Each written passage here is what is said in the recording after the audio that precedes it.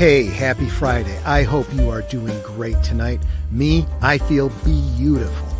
Only last night I had a cold in my chest, so I got under my electric blanket, and this morning I felt fine. The ice cubes melted. No, but seriously, when I got up this morning, I looked myself right in the eye. And if you think that's easy, you try it without a mirror.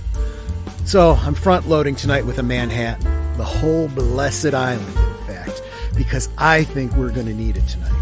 Joining Aged Boomer and me once again is the lovely and fiery Stephanie Janiczek of Stephanie Janiczek's Smuggler's Cantina, and I'm thinking tonight she'll be even more on fire than usual. Skipper Kenner, if you're listening, have the boys at the firehouse on standby, yeah? Take a breath, top off your drink. I'm rolling the Canarble Wagon in 3, 2, 1, here we go. All righty. Yeah, it's going to be a night. Welcome, welcome. Now, Stephanie, I'm going to ask you this on camera because I feel like when I introduce you, I think I pronounce your last name differently every single time. How do you pronounce it? Well, I'm from Wisconsin, so a lot of people from Poland in the area that my husband's father's ancestors are from settled there. So it's I already knew it. When I met him, I knew it. I knew how to do it. It's Janiczek. Janiczek. Okay, yeah, fair enough. I got to say, though, Andre pronounces it very nicely. Yeah, he does. He does. It's beautiful the way he says. Yeah. But he makes everything sound good. Yeah, well, that's, I'm Norwegian, too, so I'm like, yeah, that's my bro there. That's my bro. I dig it. I just wanted to know because people do the same thing with me. Is it Pacelli? Is it Pacelli? And I get both. Yeah. Nanette and I go Pacelli, but almost everyone in my family says Pacelli. So honestly, I can't get mad either way. Yeah. Right? Yeah. But real quick, let me say hi to Boomer because he's being real quiet. How you doing, friend? I'm doing well. And what's everyone sipping on tonight? Vodka. Ah, there we go. Yes. The good stuff. And Boomer, what you got? I have a ginger ale.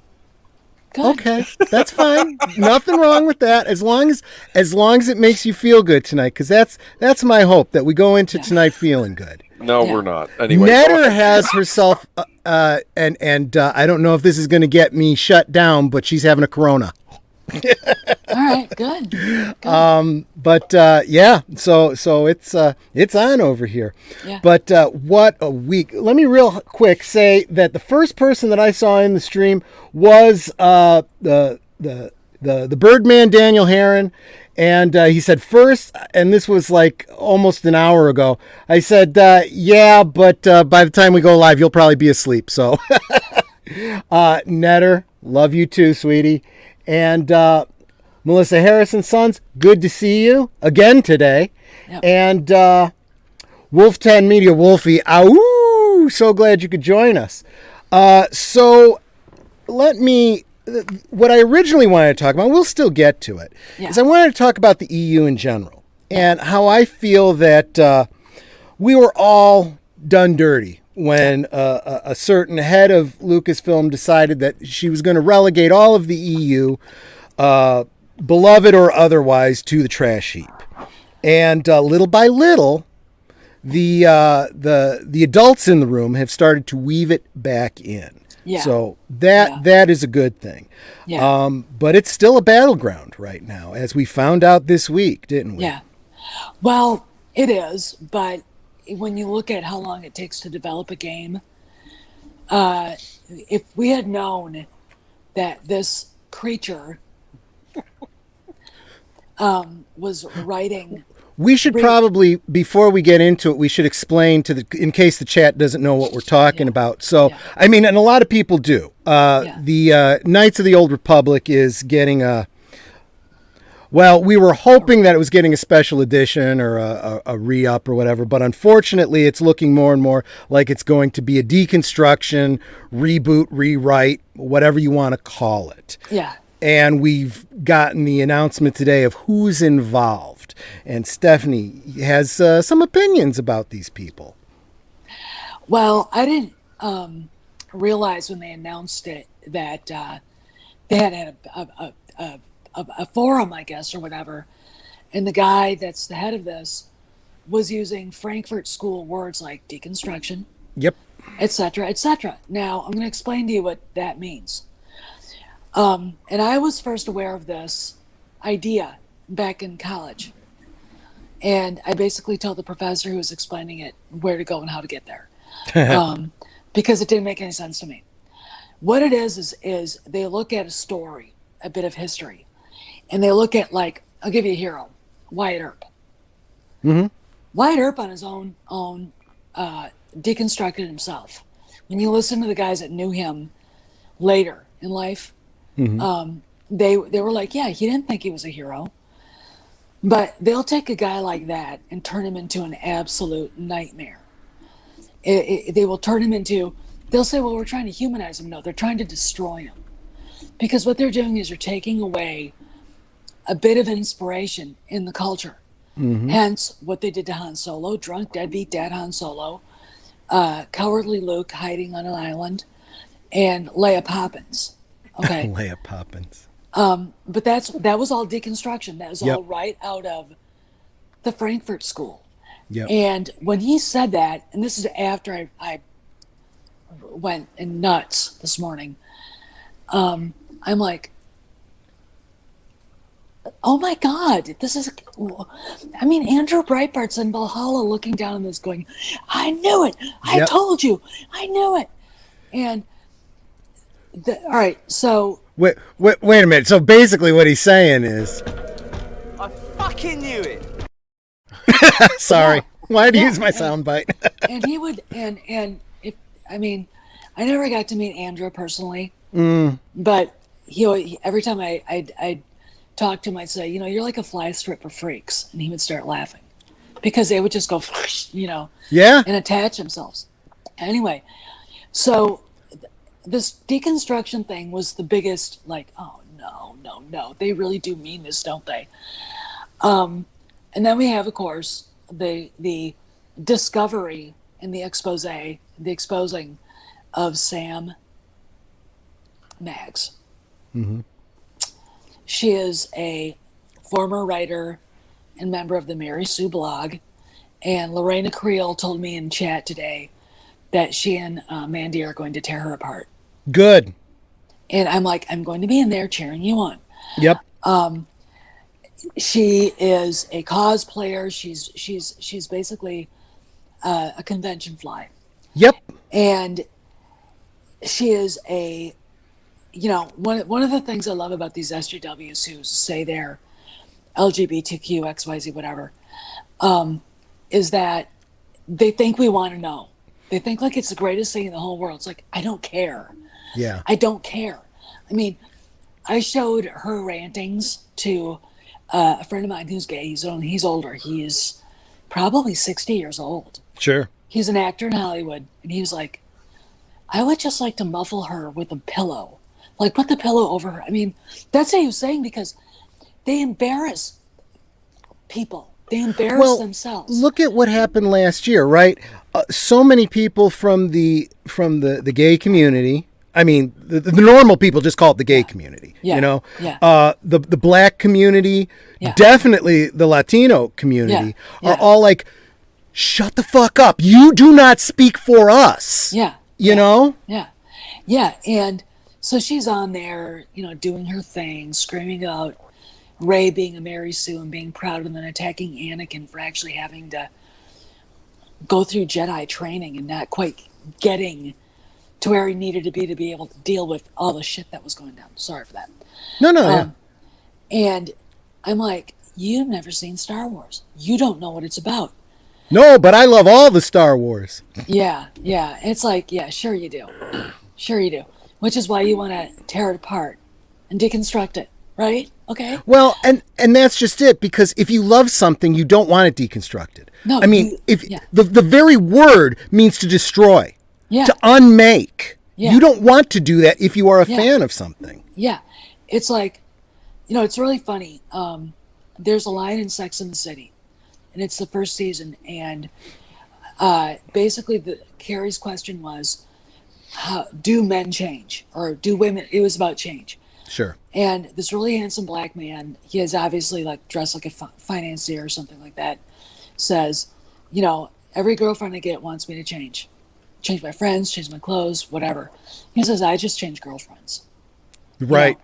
You can't, and I'm going to tell you this, as many times as you see guys screaming and ranting about soy full garbage, it's the women who are the worst of that crowd. Yep. It is, and what I find fascinating is when you look at Sam Mags. That's her last name is Mags, right? Yeah, Mags. I think so. Yeah. If you look at her tweets, you suddenly realize she's talking only about herself. Yep. She's not talking about representation in a way that would give the gay community, okay, this character is this way. Yeah. And really, the gay community is like, but we don't want that. Yeah. Why do we want, Well, and so many people will say, I see representation in every character that I watch. I love that character, even though I don't look like them, even though I'm not the same gender, even though whatever, because I associate with the heroic aspect or the things I admire about them. Yeah. It's really funny. When you watch The Last Jedi and you see Admiral Holdo, who I think is literally, I can't decide who's worse, her or Kyle Ron. Yeah. I think it's a tie. I hate both of them completely, ultimately. And I can't even look at Laura Dern anymore, for crying out loud. Which is a shame because I loved her before this. Yeah. And now it's like, please go away and never bother me again. Yeah. I look at her and then I think of all the crap that these people have made up in their headcanons. What I hate about this is that they've allowed a bunch of really sick people. I don't care if you're bi, a lesbian, gay, whatever. But a story is a story. And if it's been there for 40 years, you can't just suddenly dump your all over it. Like Ryan Johnson, but Ryan Johnson gave it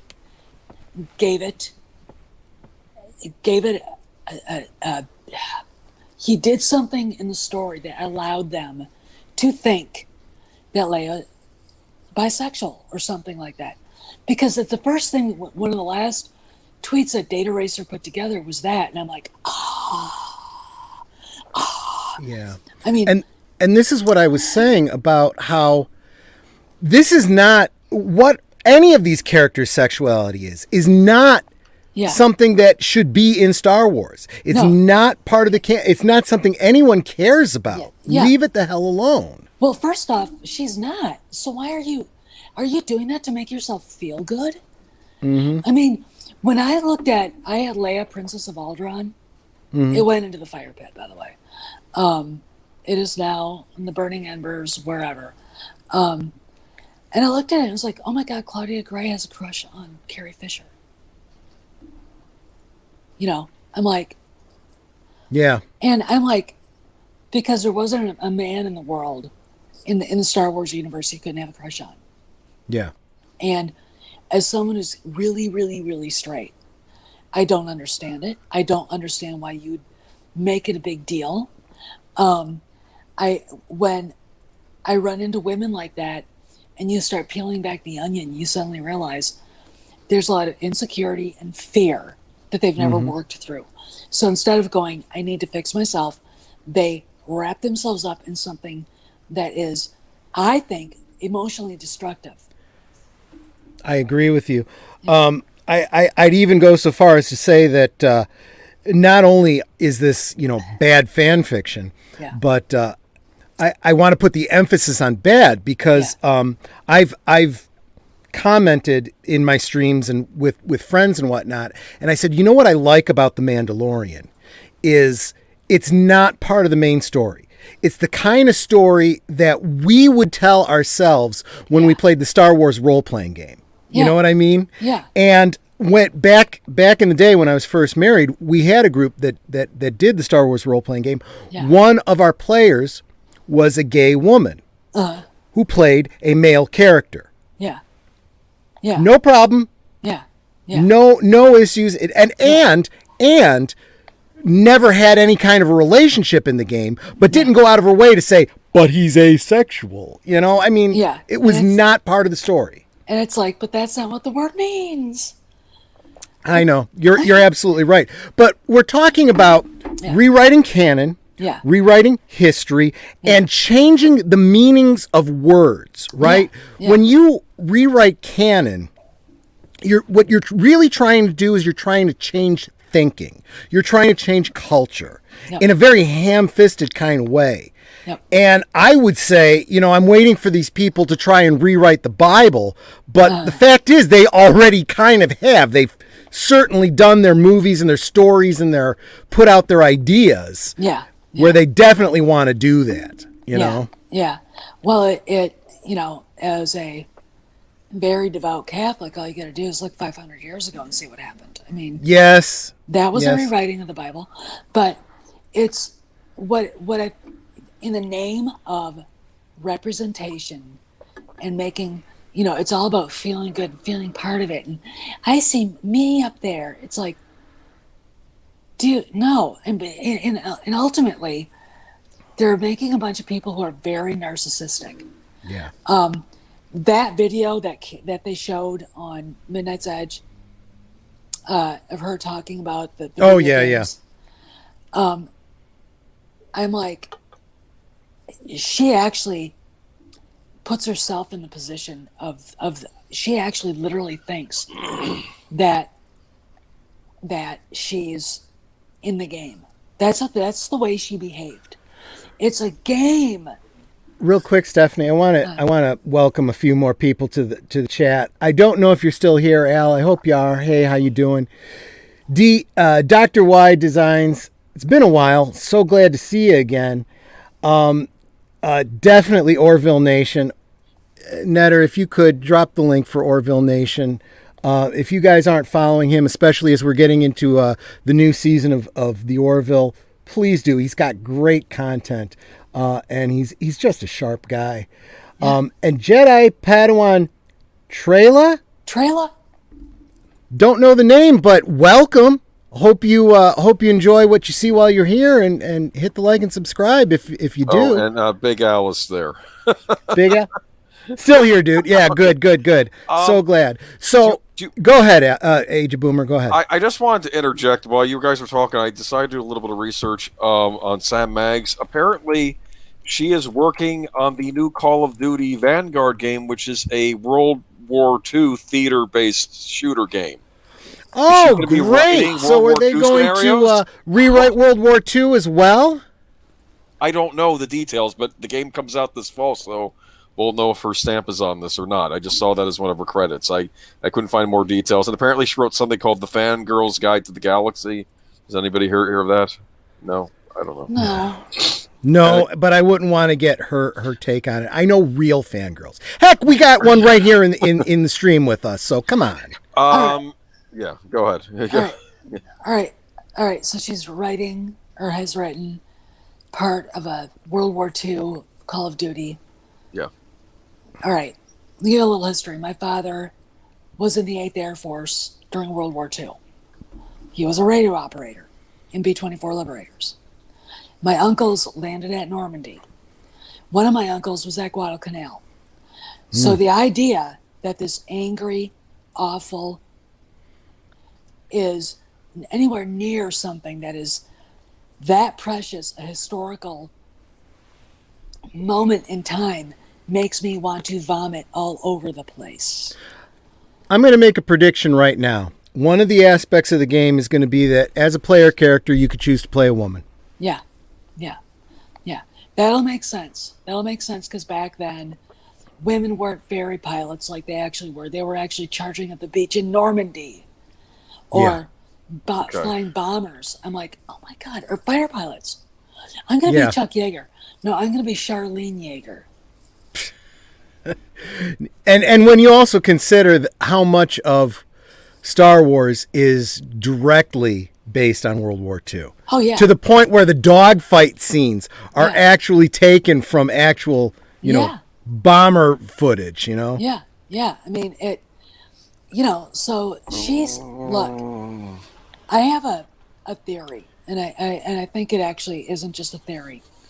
While I was recovering from getting sick and trying to figure out what I wanted to do with my life now that I couldn't be a singer, and everybody else is going to school, getting accounting degrees, whatever.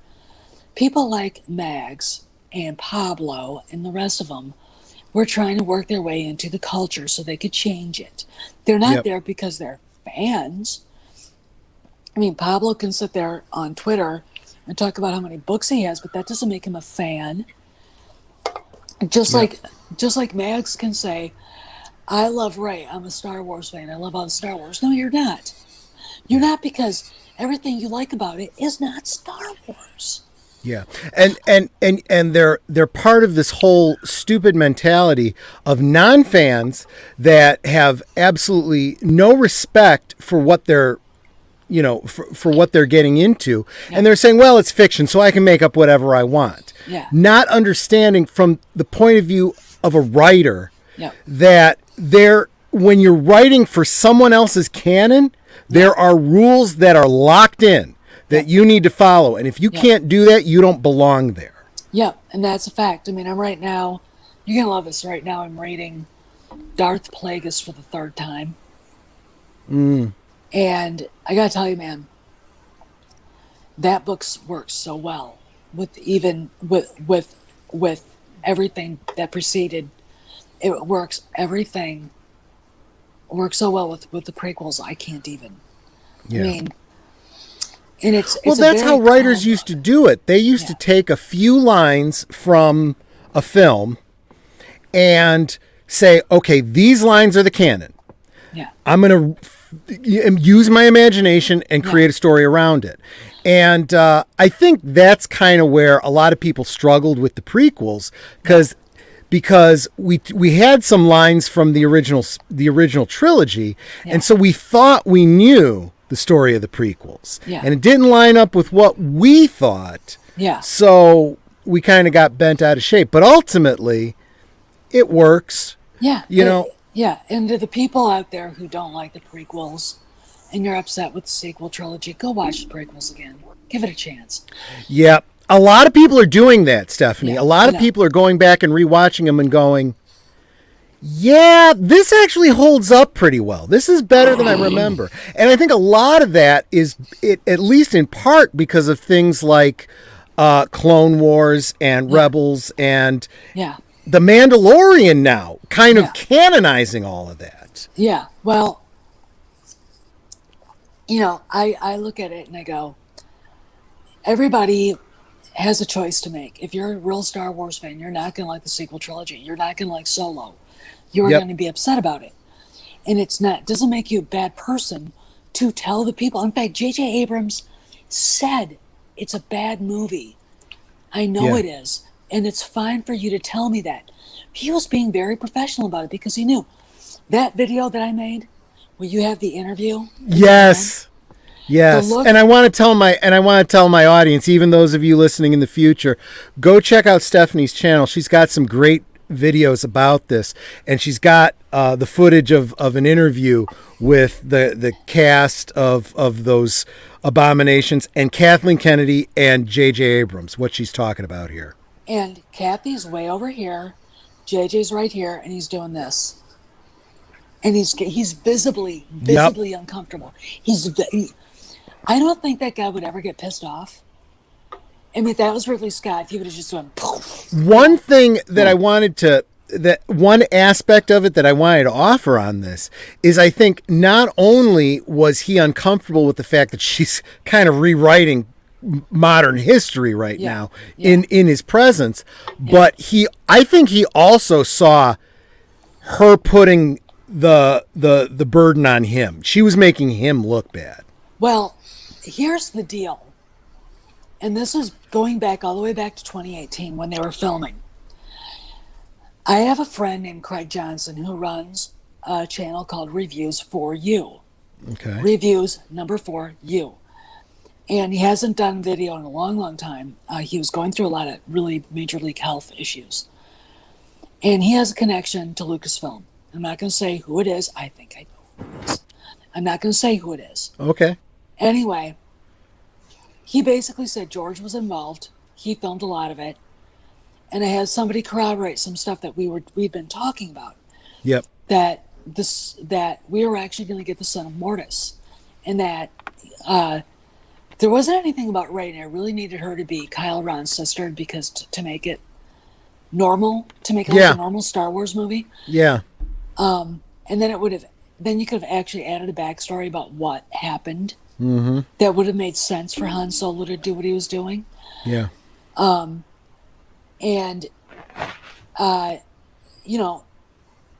you get into October and everything, and all of a sudden, boom, we get garbage. Yep. Last summer, Doomcock reported that one of the big money guys showed up to the ranch and said, I want to see the assembly cut of The Rise of Skywalker. And it was the one that JJ showed the suits. That Kathy went, where's Raylo? and after he watched it, he walked out. Basically, the story was the assembly cut was better than the movie. Mm-hmm. Not that I have no doubt. the movie we got.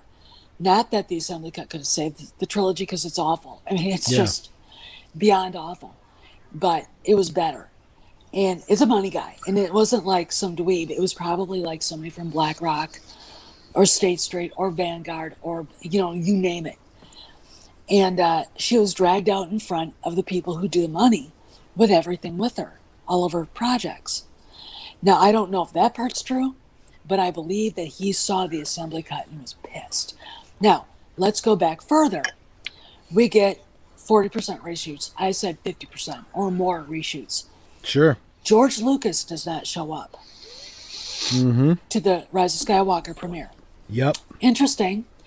A couple months later, Steven Spielberg walks away from Indiana Jones 5.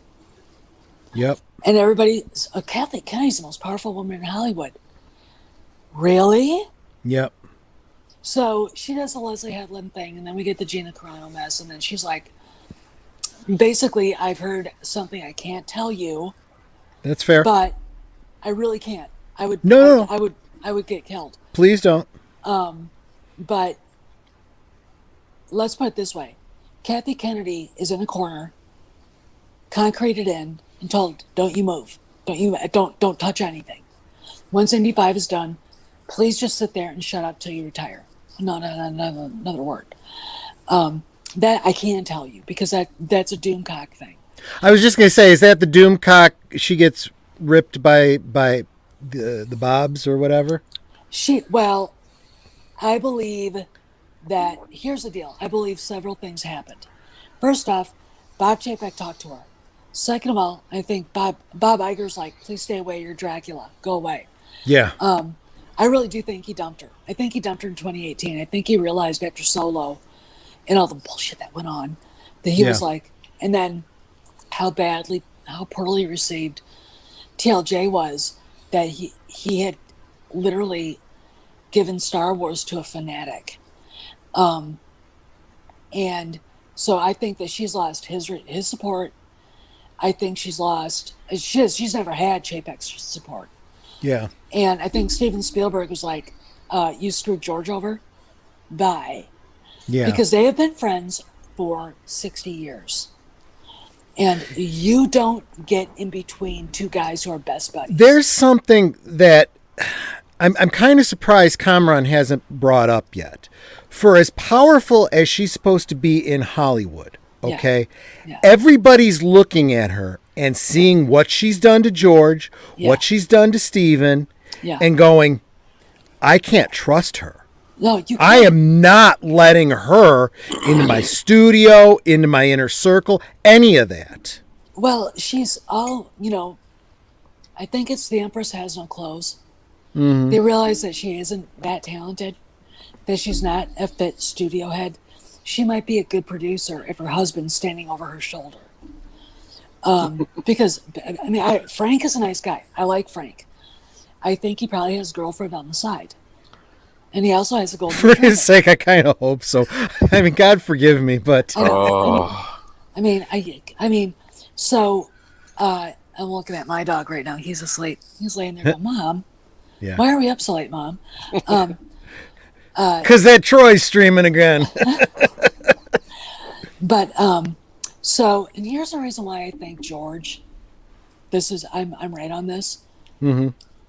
I got a DM from somebody who's does art crew work for movies. Excuse me. In the UK, and somebody related was doing the crew work, the artwork, set work for The Rise of Skywalker. They had built the Son of Mortis's throne, that whole set.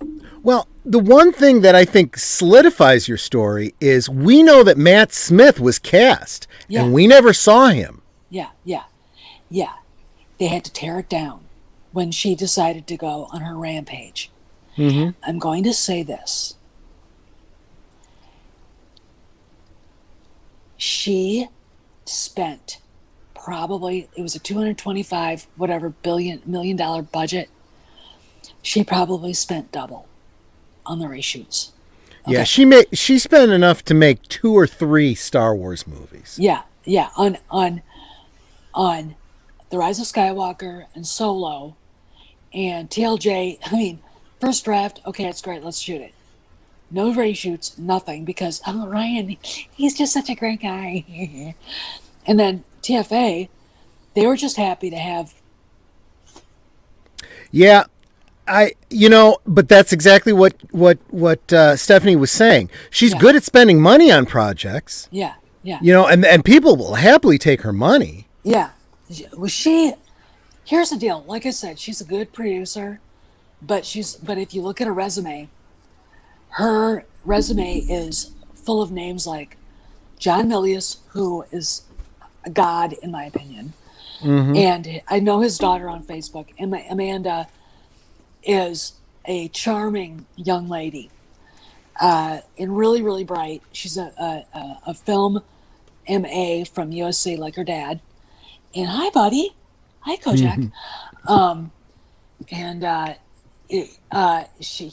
So Kennedy's got that. She's got Steven Spielberg. She's got George Lucas. She's got Robert Zemeckis. She's got Clint Eastwood. She's got, I think, Martin Scorsese. And I think Brian De Palma. And it's like, where is a movie that she herself produced on her own? Oh, and her husband, too. Where's a movie that she produced by Kathleen Kennedy, period? All right. No, you're absolutely right. And what was it that Tom Connors was saying? He was saying if you look at her IMDb for things that she herself has done, we're talking about movies that didn't do anything that nobody even knows about. It's like, whatever, So she's not on her own a talented person. She's like somebody who probably works well in a group when they say, hey, look, you need to do this. Okay. Right. 2 + 2 = 4. Okay. Do you remember that, Kathy? 2 + 2 = 4. Usually, yeah. And, she's probably that person, but she's not the one that her mythology makes her out to be. And it's her own mythology. It's her. Just a minute. You stay there and don't go anywhere. He's laying there staring at me right now. Yeah. It's her mythology. There's a story I remember. I was doing research on her just because I was like, I never thought she was who the hell, what? And she was at the Dulles airport going back to LA. And some girls walked up to her. They were from some women in media, feminazi kind of thing. Yeah. And they're like, oh my God, you're such an inspiration. You're like, and they're like treating her like she broke a glass window. Yeah. Wait a minute. I know. Anyway. So let's take a look at this Knights of the Old Republic thing again, because all right. One thing I wanted to say about that, we were talking in the green room a little bit, and I think Aged Boomer probably has greater insight on this. But Okay. one of my contentions about all of this is it used to be that all the games that used to come out, and we've done talks about some of the classic Lucasfilm games, X-Wing versus TIE Fighter, etc., Rebel Assault, and so forth. They came out of LucasArts, and that was a game company owned by Lucasfilm. And after Disney got a hold of all this, they dissolved LucasArts, and they started licensing their games out to third parties, basically, which is exactly what's happening with this whole, Knights of the Old Republic thing. And I think therein lies the big problem. Yeah. Disney doesn't have direct viewership over it, direct control over it, and this is what happens when you let the mice run amok, so to speak. This is something interesting I just learned, though. Apparently, this game, Electronic Arts had the Star Wars license for a while. They're the ones that had that big controversy around the time of Last Jedi when they released Battlefront 2 and it had those loot boxes and it was a big disaster. That was another thing. But they also own BioWare, which was the developer of the original Knights of the Old Republic. Now, BioWare has had its own issues. And from what I hear, a lot of the top talent left that studio a while ago. But apparently BioWare and EA are not involved in this remake at all. I think it's some developer called Aspire. I don't even know if they're the publisher or if someone else is publishing it. So I don't know if maybe they don't even have access to some of those assets now. I don't know. And they're bringing on, because I would think, why would you need to even rewrite this game when it's already been written? Okay, it has a story already, right? Yeah. So I've got a question. Didn't LucasArts get reconstituted as something else, like Lucas Games or something like that? Yeah, they're calling it Lucasfilm Games now. This was recently. It's funny because originally when the game division started, it was Lucasfilm Games, and then later on, I guess George changed it to LucasArts. Yeah. To separate it from the film division, and now they're back to calling it Lucasfilm Games now. I guess under whoever's running Lucasfilm now, and I don't know. And but now it's like a license. Like if Ubisoft wants to make, I think Ubisoft is working on an Indiana Jones game, but they can now pay for the rights and also use the Lucasfilm thing on their game, and that game may or may not be good. I don't know, but there is no real Lucasfilm development house anymore. It was already in bad shape when Disney bought Lucasfilm, and now it's just.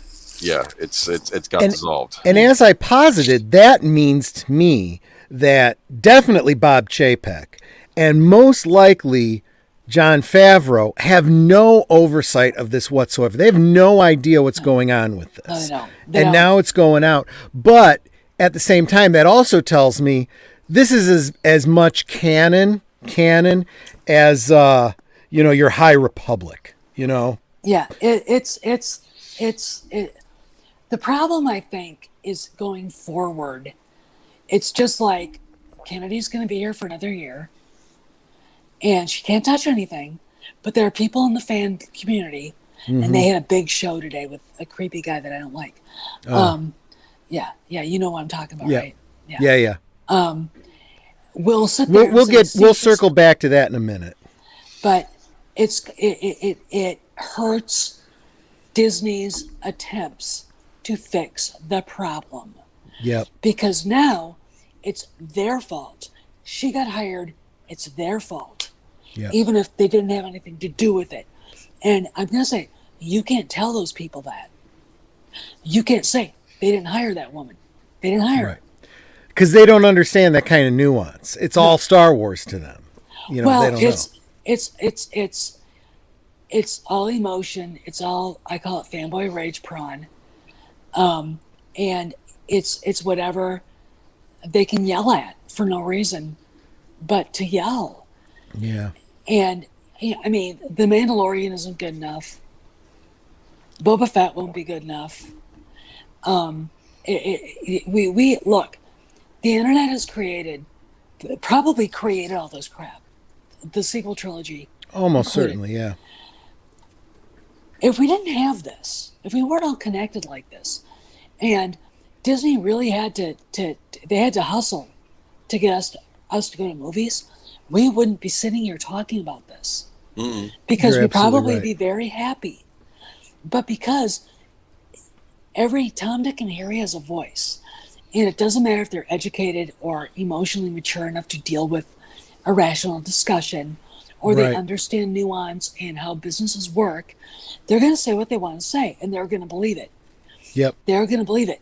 My problem is when you invite certain things into your circle, Yep. you validate the narrative that has been built around you that isn't fair. Mm-hmm. That was my problem with everything.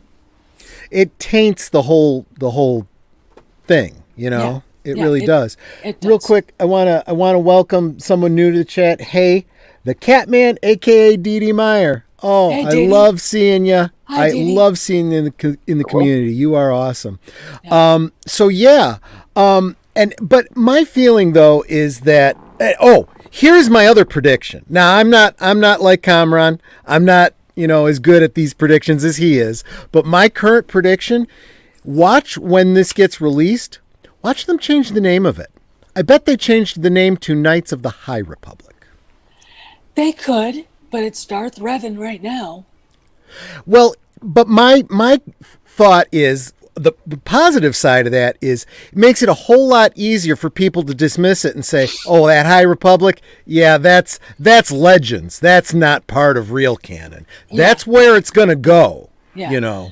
This is going to be very interesting going forward, and the fact that people are being exposed. The guy that's running this thing, Yep. running around screaming about deconstruction, and then you got this. I'll bet this is already on Chapek's radar. Well, it's been big on Twitter. Yep. And he's probably like, it's one of those things where if you're so obnoxious on Twitter that you get the CEO and the president of the chairman of the board of Disney to have a meeting about you, you might want to rethink your life's choices. I have heard a rumor that happened after Pablo in the Luke Skywalker fiasco with Star Wars Theory. I heard that happen between Iger and Chapek. Wouldn't surprise me. It would certainly line up with everything we saw in the public. Yeah, I mean, they were all right. The thing goes on, and people are like joyous and happy, and it's like, oh my god, they're actually doing the right thing. And then Dingbat has to go and attack not Star Wars Theory, but all of us. Yep. All of us. Yep. And the reaction people have to that. And Chapek going, yeah, these are the people paying the bills, you dumbasses. Well, you try to explain that to them. I have had run-ins with Pablo. The first time I ever actually talked to him, it was long before TLJ came out. And a friend of mine, he's 20 years old, very, very smart, had gotten into a tiff with him and John Boyega, whom I'm not a fan of because he's kind of an idiot. Is he the Finn guy? Yeah, Okay. He's Finn. And Pablo was being a real jerk, and after I got in and said some appropriate things to Boyega, he backed off. He shut up.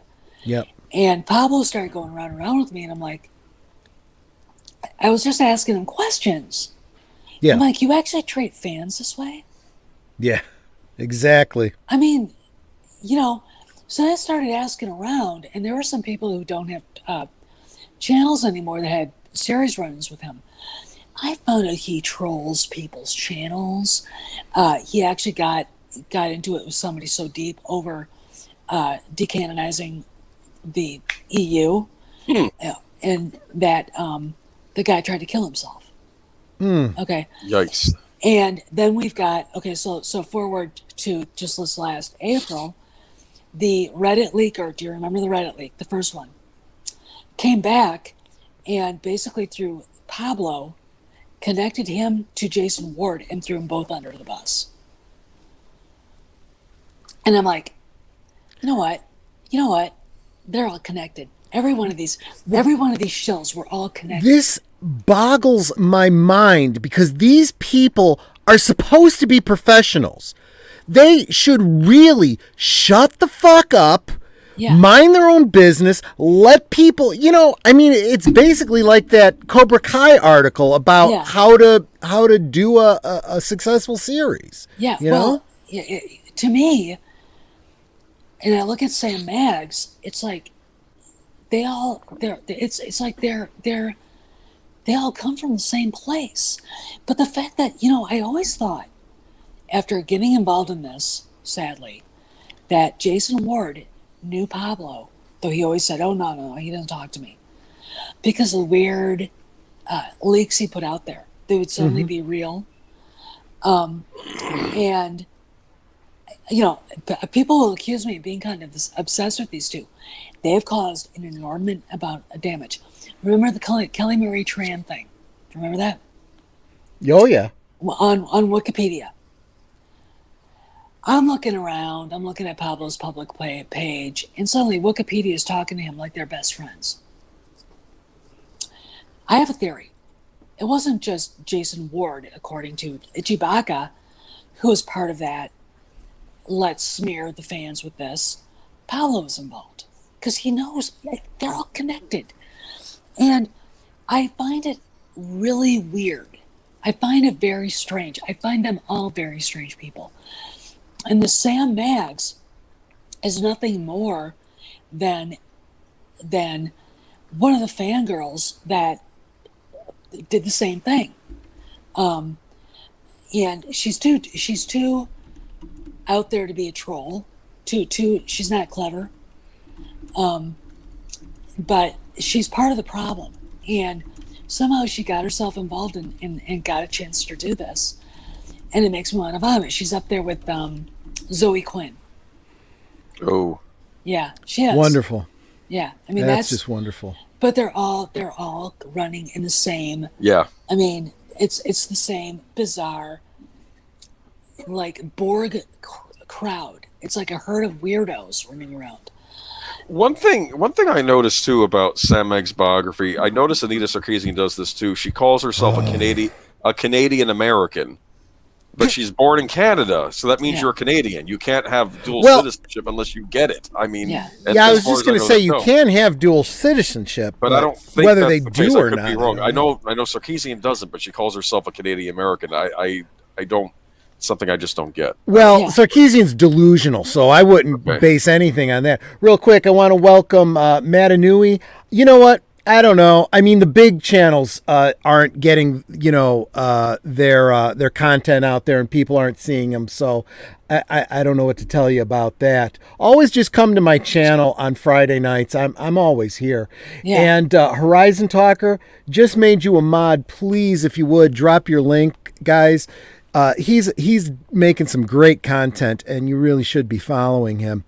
But yeah, all of this, honestly, it's good to be getting it out, and venting. Yeah. But at the same time, I do want to kind of pivot a little bit and start to look to the future, which I think is starting to look better. Okay. Yeah, it is. Honestly, the war it's not won, but we're over that hump where eventually they're gonna just be gone, and we're gonna divvy up Germany, and it's gonna be done, Yeah. And so stuff like this, like I said, it's gonna be relegated to the trash heap, and slowly but surely, the beloved things about our EU are going to be coming back. Not all of it was perfect. So if some of it is left behind, that's fine. The killing off of Chewbacca by dropping a moon on him and all that stupidity, fine. Leave that aside. We don't even have to have a talk about the Yugon Voth or whatever they are. That's so far down the line, I don't even care about that. Yep. But, when we start looking at things like Heir to the Empire and the Timothy Zahn trilogy, even Dark Empire, and so on and so forth. Yeah, that's okay. We're getting there, and we have people in charge that know it and love it. And I'm talking about obviously Favreau, and I'm going to say Filoni. And Stephanie, I know when you bring up Filoni, you kind of acquiesce to some of the people out there that cast aspersions. But I want to say something. I said this years ago, and I want to underscore it. Filoni said some things that people didn't like. No. Get the fuck over it already, okay? Oh, yeah. I said it at the time. He was doing what he needed to do to keep his job so he could be in this position today, now, creating real canon. Because if he didn't, he'd have been out. Everyone else would have been out. Kennedy would be contracted again, and she'd be in charge, and we would be getting High Republic left and right. And Star Wars truly would be dead. Yeah. I don't think I ever did. I think you've tried to be diplomatic about it. I understand, but I also tell people you got to get over that.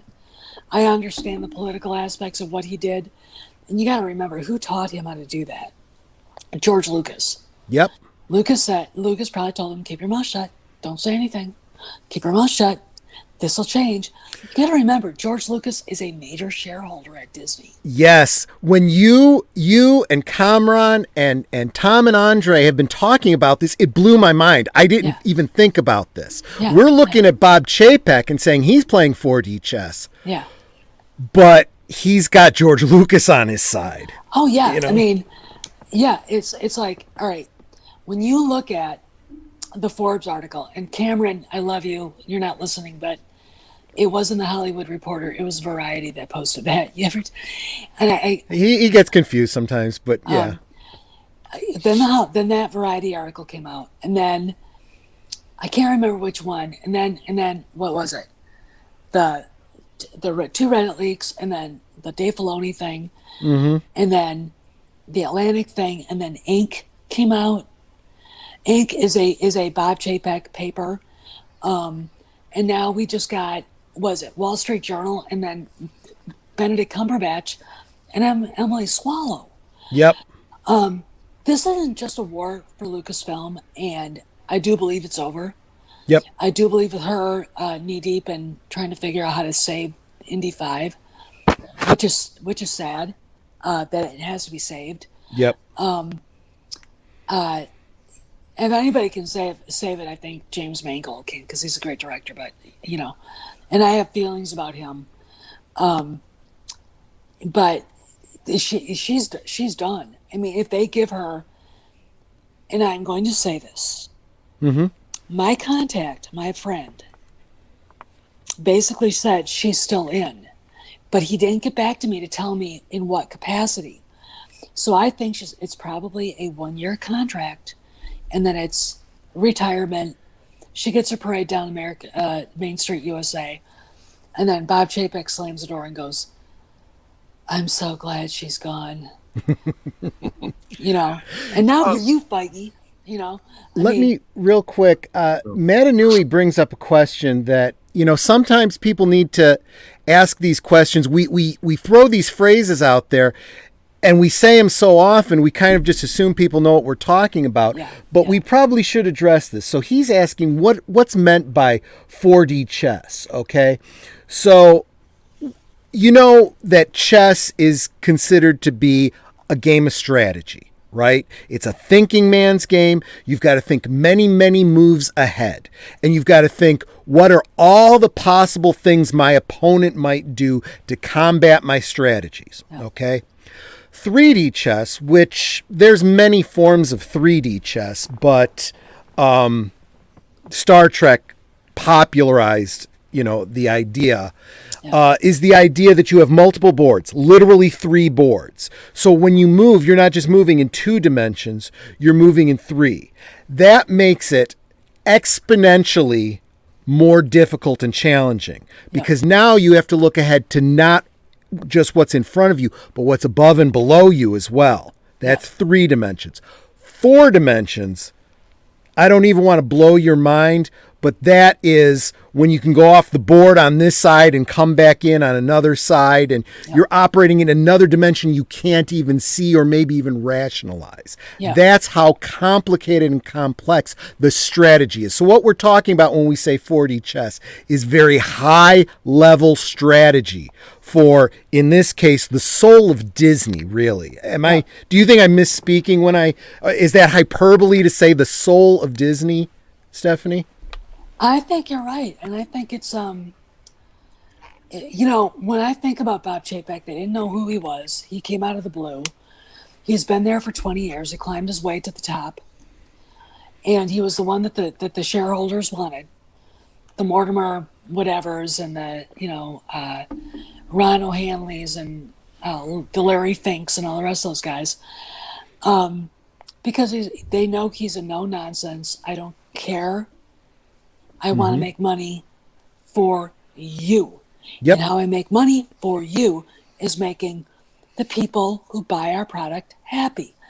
Now, a lot of people don't like him in the parks.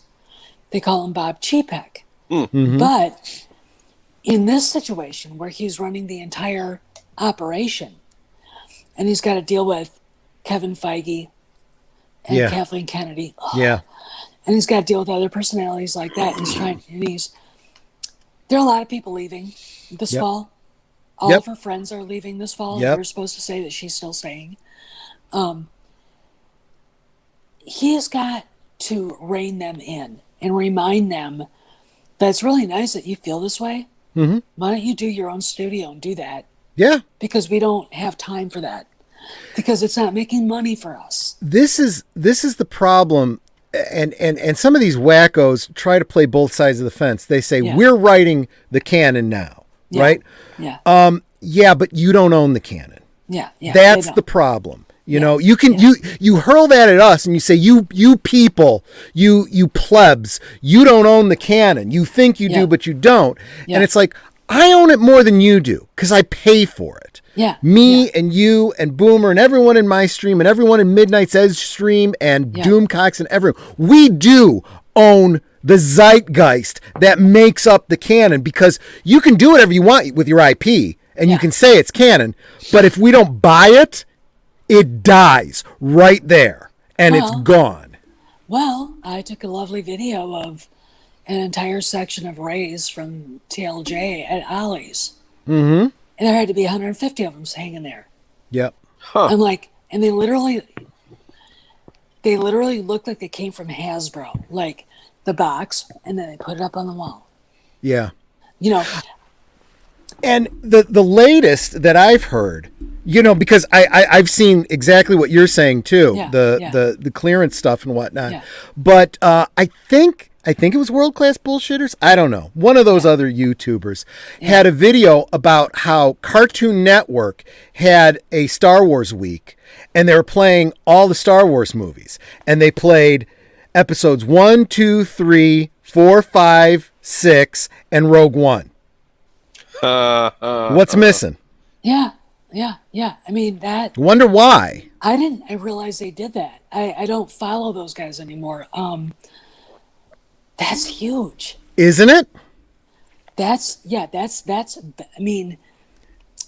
telling. And in their promos for it, they were very careful in what they said.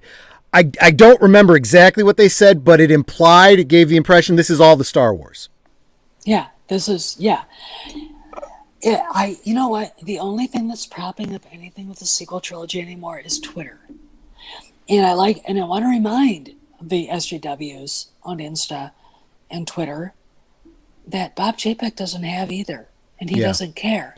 What's even more important, people forget the adage, talk is cheap. Nobody gives a fuck what people are saying. What they care about is, what are you spending money on? And the money is being spent on the prequel and original series, action figures and lunch boxes and all that crap. Nobody bought any of the sequel trilogy merch. No, they didn't. I mean, I can't tell you how many times I've been to the Ollie's that I was at, seeing piles of Kyle Ryan 6-inch figures, piles of Poe and Finn, and and oh my God, the comic books, the Han Solo comic book where there's a moment where Leia punches him and knocks him on his ass. All right. Harrison Ford is 6'1". He weighed at the time about 165 pounds, right? Carrie Fisher was 5'1" and weighed 80. She would have broke her hand. And Leia wouldn't have done that. Well, that is probably the biggest key, right? She wouldn't do that. I mean, honestly, if someone were to say Nanette could punch me and knock me down, she probably could. She never would. And she could, because I would not defend myself. I was looking at this because You're sweet. You really are. I did a video on this, and I'm looking at this comic book, and I'm looking around at it, and I'm going, who wrote this? You read this? You read the fanfic I wrote about him? You read that? Yep. They don't care about the character. They don't care about any of these. What's characters. amazing about the fan fiction that you write, it's better than any of this High Republic bullshit that they're putting out. Well, it doesn't come off like fan fiction. It comes off like the old EU type stuff. Well, it's like you have to know the characters and stuff. And, you know, I'm thinking about Leia, and I'm thinking about the movies, and I'm thinking about the books. Mm-hmm. All she'd have to do is just say something really mean to him. Yeah. Because she could be really mean. And she would have devastated him. He would have been like, but no, they have to do that because that's what, it's like, no, that's not what she would do. Because first off, she's not a general. She's a princess. And they don't do things like that. Okay? Yeah. It's that was a part of it. But there were hundreds. And now, instead of being where you can grab them and mock them, they're way up on top of the shelf where you can't reach them. Yep. I wanted to say one thing about that whole general princess thing, okay? Yeah. The wrong thinking here, okay? They want to get away from the princess thing because that's feminine. They want to make her a general. That's important, right? Yeah. Do you know how many generals there are in Star Wars? General Nadine, General Dodonna, I could go on and on, right? Yeah. Admiral Akbar, all these other high-ranking flag officers. Yeah. There was one princess. Yeah, one. One princess. And one queen, her mother. Yeah, and they all responded to her. They all, because she was part of that leadership council, and she wasn't even the leader of the rebellion. It was Mon Mothma. After Bella Organa was killed, Yep. I'm like, do you guys even watch? What? I know. No, and literally, for her to become a general, that was literally a step down for the character. Oh, it's a huge step down. It's a huge step. And down. they act like it's so much better because I don't know. Well, she's an equal. It's like she was more than an equal. She was more than an equal, exactly. It wasn't because she was a woman. It wasn't because she was born into a position or anything. It was because people respected her. Well, it's like, when you watch the medal ceremony at the end of A New Hope, and at the end when they all turn around and face the troops, she's on a pedestal. Yep. Oh, that's bad. Which also tells me she could have put one over Chewbacca's head too. She could have done it. and I'm like going, there's nothing wrong with a woman being honored that way. Right. Absolutely right. One of my favorite Harrison Ford moments in Return of the Jedi was when Carrie walks out and she's in the dancing girl's outfit, the slave girl outfit. Whatever. The slave girl outfit. Yeah. And he's going, and he literally says, this is how much he respects the character. She's supposed to be a princess. What the hell is she wearing that for? That is him seeing her as Han Solo would have seen her and going, not my girl. No, you're not, But not her. From a story point of view, that's exactly how Han Solo saw it, and Luke, and that galvanizes that team. Yeah, because they're like, you're not going to disrespect the princess. You're not going to do that. And, when you're looking at that and you think, okay, you've got General whatever saying, Your Highness, and you got Han calling her Your Worship, and Luke saying Leia. They have a so different relationship with her. Yep. Than everybody else does, because Han already, the moment he met her, he's like, I don't care who you are. Right. So go through it. So the general calls her princess with Highness. Respect. Yeah, or your Highness. Thank you. Yeah. Exactly. Yeah. And there was always a different thing that Han called her, kind of to put her in her place. But he clearly saw her as an equal. Yeah. Yeah. And Luke, even though I to this day argue it wasn't what George Lucas intended until Return of the Jedi, he saw her like a sister. Yeah. when he calls her Leia, you know? He did. And it was, you know, I gotta tell you something. When I see the behind the scenes, like the deleted scenes and stuff, when they're being intimate and stuff, it's like it even before we knew they were brother and sister, it creeped me out because it didn't make sense. It did seem like a brother-sister relationship, kind of. Yeah, it did. And a lot of people, I mean, I'm going to say this, a lot of Luke fans you can tell they're upset about that. And it's like, look, as a woman, Mark Hamill back then was a very pretty boy. Yeah. My sister brought home a lot of guys like that, boyfriends, that I would torture mercilessly, being the youngest of 9.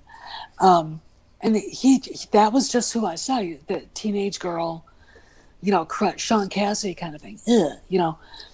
But Harrison Ford, I was 9 years old. I'm like, when I grow up, I want that, you know? Yeah. because there's something that was so, there's a grown up, and it was always there. Even when you see him in TV shows he was in, there's a manly, masculine, grown up thing about Harry that and it made more sense chemistry wise because we know that he and Carrie had a thing. Yeah. And God, he gets a lot of shit about that. And she knew it was going to happen too. That's why she apologized to him. Yeah. Because they were going to blame him for that. And when you read the book, she was every bit to blame, and she knew it. Yeah. She is the one that invited him upstairs. All right, she was the one that did that. He had been perfectly happy calling a cab and leaving. Yeah. But it just made more sense. It chemistry-wise and the way the story was going, it made more sense. And there's a lot of people out there that I feel are kind of bitter about that. It's like, you got to understand the way the story had to go. Yeah. You know, there had to be. I mean, when you're hearing the theories about there was another Skywalker who was being trained elsewhere. That's stupid. Okay, and George knew that. Yeah. The other was Leia. Yep. The other was Leia. The other thing too is I always felt, as I was a kid, you know, following Star Wars Empire, and we hadn't had Jedi yet. Yeah. I had a bit of concern about the love triangle. Yeah. Because I was also a fan of, like, you know, the Arthurian stories. Yeah. And I know how that can destroy the heroes, right? Yeah. Yeah. And what we got in Return of the Jedi was the exact opposite. Yeah. We got, nope, it can't happen between Luke and Leia, their brother and sister. Yeah. And even to the point where when she tells Han is all ready to fall on his proverbial sword. Yeah. Hey, look, you got this special bond with him. I'm not going to get in the way. Yeah. He doesn't say it, but he's basically saying, I care so much about you, and Luke's my friend. Yeah. I don't want to F this all up, so I'm going to step back. And she goes, no. He's my brother. Yeah. Yeah. And then he gets that look like, oh, great. You know, that means no problem. Yeah. So he was willing to sacrifice, but he didn't have to, and it all works out anyway. And that's, you know, what George wanted. I mean, the argument he had with Larry Kasdan about saying, you know, Larry going, well, there has to be a death in here of a hero just because, you know, the drama. And George saying, I always hated that in movies when I saw that. Yep. You fall in love with the character. Oh. And we lost her. That's No! okay. No, it happened to her during her own stream earlier today, so she'll be back. It happens. Wolfton has some comments. Hold on. What is this? Well, you know what? Let me pull it up here because that might be the easier way to do it. Here, she's back. Oh, never mind. Real quick, Stephanie, I want to bring up a comment that Wolf 10 Media was saying. Let me. Right. Where is my? There we are.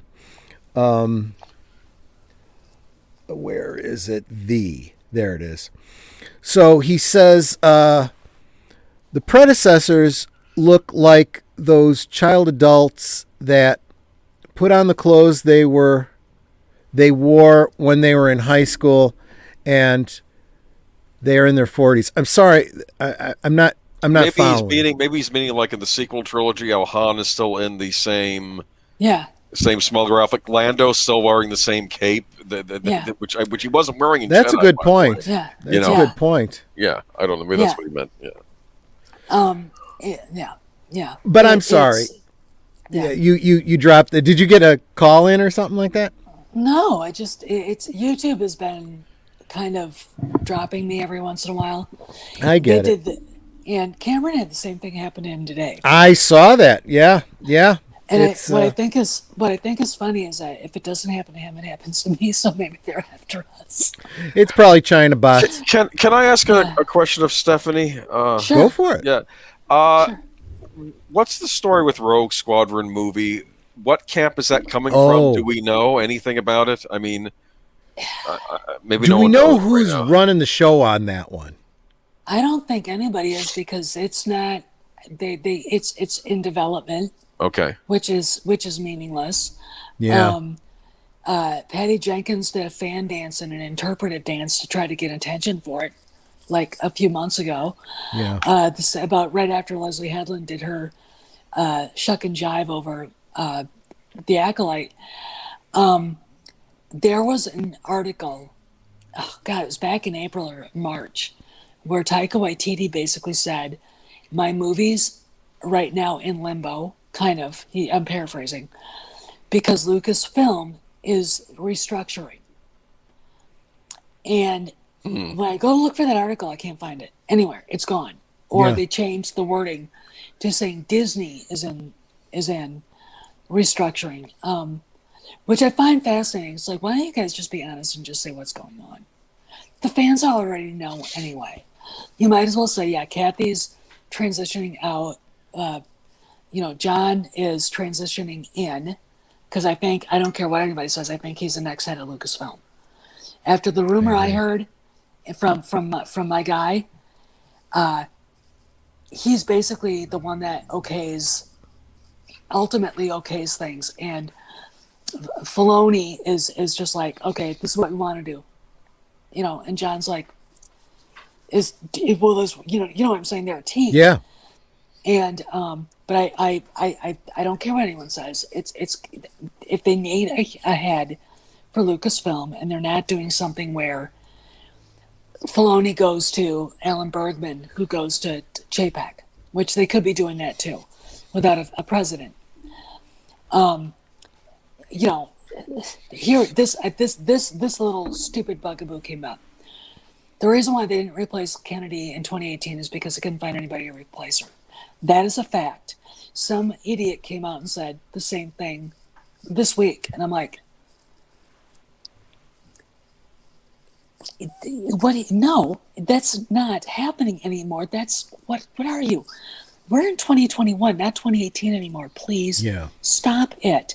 The thing about it that drives me nuts for a lot of fans is that they don't realize how much time has passed, and that the world we live in is not the world it was back then. Yep. And that industries change. People come and go. Lucasfilm was not what it was back then. It's not. The industry isn't what it was back then. And this is why I chuckle every time I hear them talking about a new film trilogy.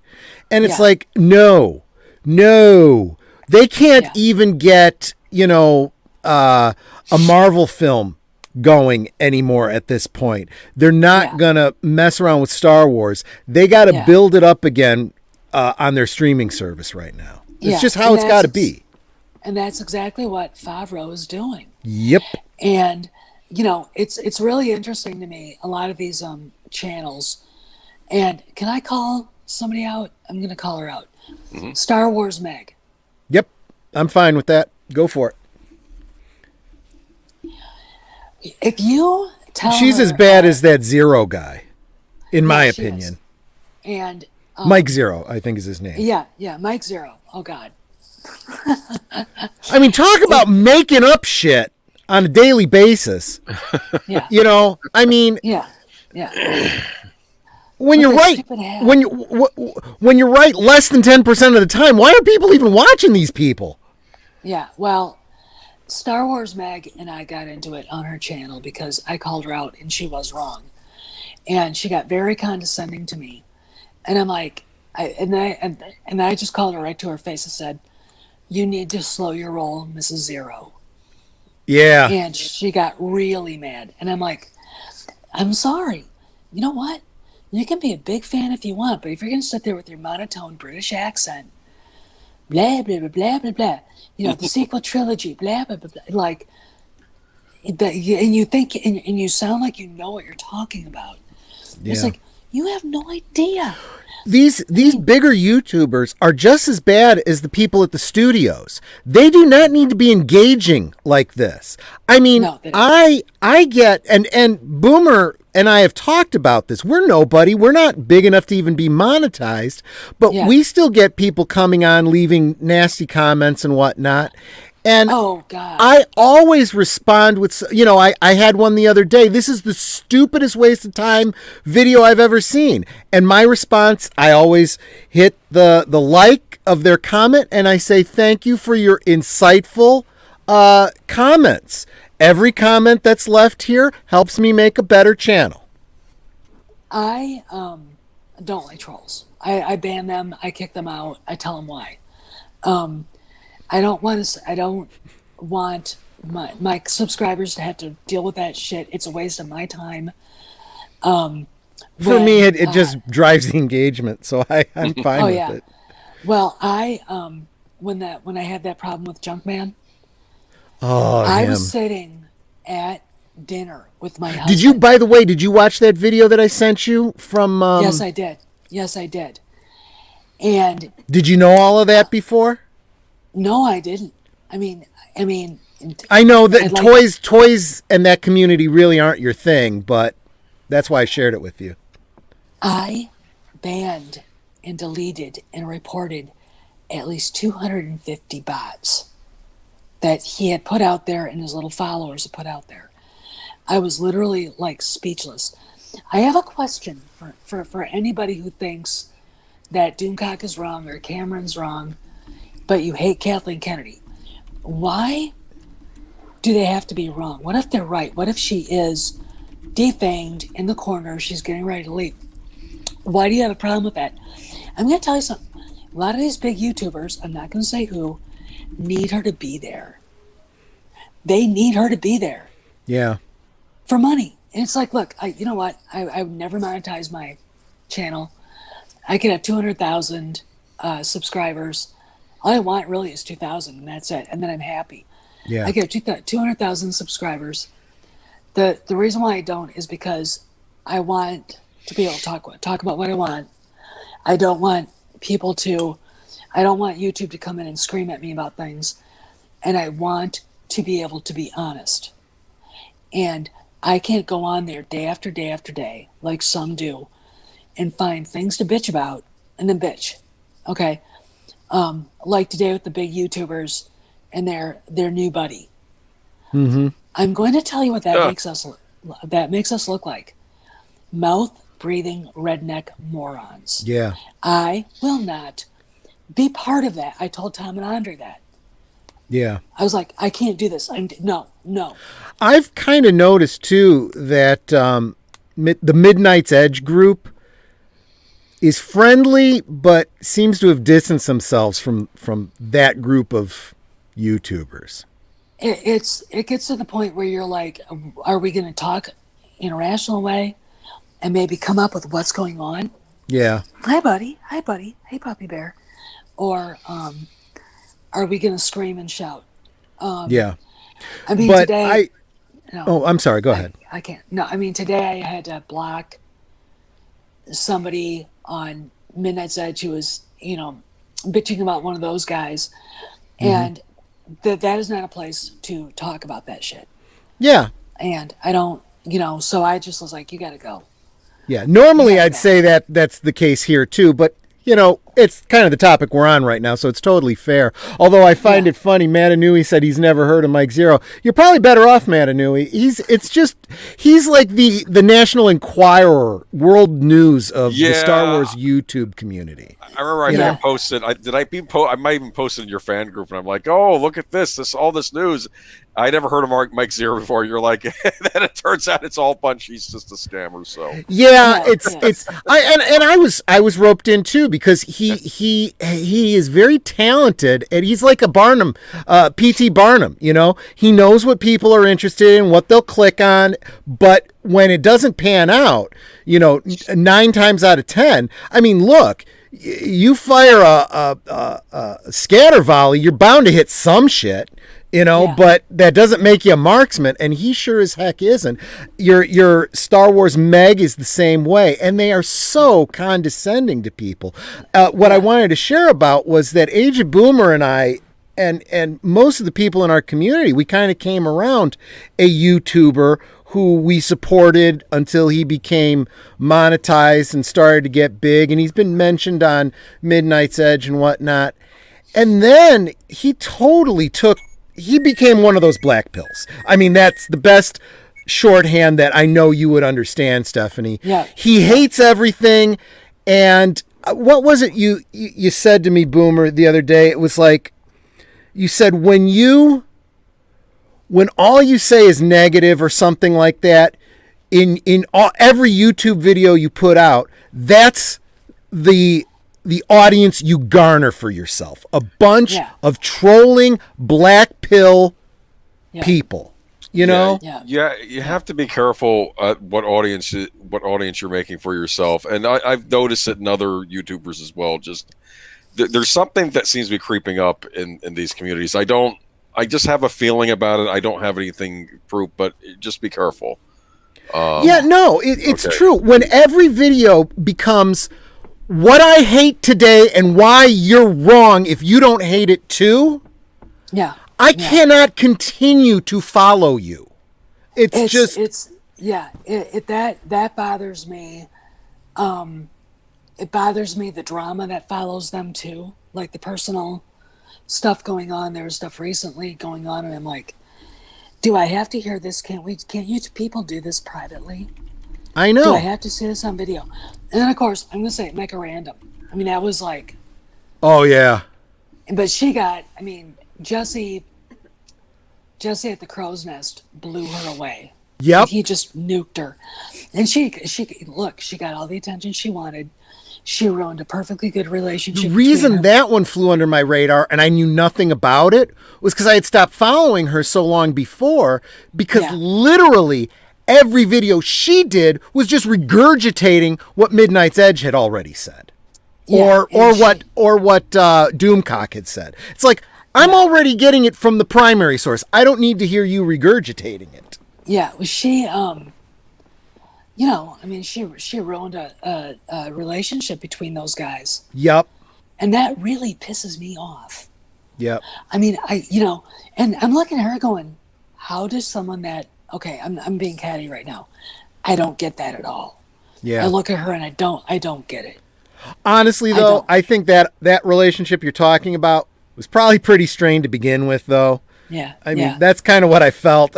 I'd hear them on the show, and I'd be like, wow, something's going to give here, you know? Yeah. Well, and it was just, I mean, that was awful. But, but I'll tell you something. When the Doomcock thing came out with the rumor stuff, and they were bugging him and harassing him and saying shitty things about him. Yeah. I was like, that was it. I mean, that is just like, dirty pool, you know? I mean, it's jealousy. And when you go to Friday Night Tights, I'm going to have to go pretty soon because he wants to go to bed. I get it. Sure. When you go to Friday Night Tights and they get thousands, I mean, 7,000-8,000 people watching, and they're upset they're giving him shit. Shut up. Yep. Just shut up.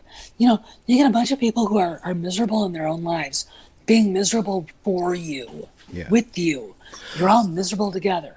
Look, if nothing else, you got to give Doomcock that his videos, I mean, the backgrounds and the costume and the sounds and he has great production value. I mean, he does. So, I'm sorry, these other guys, nothing compared. So you're right. They're jealous, is what it is. They're jealous, and they need Kennedy to be where she is, and they need the SJWs to be in charge, so they have something to scream about. It's about money. But It's collapsing on itself. It really is. Yeah. I know we get frustrated because we want it to happen faster and sooner, but we should just be happy with the fact that it is. It is happening. You know? And I am. I am. And I see it happening. I mean, there's a real different feeling this time than there was in 2018. There really is. I mean, it's she's not there anymore. I mean, I feel like she's not there anymore. But anyway, guys, I'm tired, and we didn't finish talking what we were talking about. Okay. So I'm gonna say my favorite book in the EU is Tatooine Ghost. Okay. And it's after it's after Han and Leia get married, and they're off on a mission to Tatooine, and Leia has to go through basically realizing who her father is. And the person who actually, it's really funny that scene in Truth of Bakura when basically she tells Anakin's ghost, I could almost forgive you what you did to me, but I'll never forgive you what you did to Han. You get to Tatooine Ghost, and you know who's most interested? You know who wants to know more about this guy? You know who's the most forgiving? Han is. Yep, I can believe that. And when you're reading the book, and he's you're kind of wondering, does he know he's guiding her through this? And I think he probably did. Yeah. And it's like, people give the characters shit when they haven't read that book. When you read that book, and I had a conversation with Troy Denning, the writer, on Twitter about it. I said, that's exactly the way the Han Solo I knew in Empire Strikes Back would have done that. Yep. And that's a good writer who understands the character, Yeah. And because you can't write a story like that if you don't understand the characters. Yeah, and she meets her grandmother. She through a thing, a journal that Shmi left, and she suddenly realizes who her father was.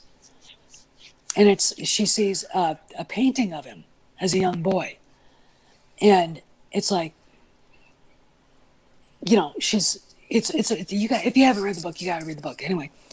I will. Thanks for that recommendation. That one flew under my radar. I didn't know about it, but I'll check it out. You have to read it because I will. It's a fun read. Anyway, I gotta go because Mr. Kojak is begging me to I go get home. it. Say hi to Kojak for us. Tell him we all love him. I will. Okay. I will. And you take care, and we'll have you back sometime real soon. Okay. All right. You guys have a good rest of the night. Okay. Take Thank care, you. Stephanie. Around the Bye bye. galaxy. See ya. Bye bye. Bye. Good night. See ya. Good night. Ooh. Good night.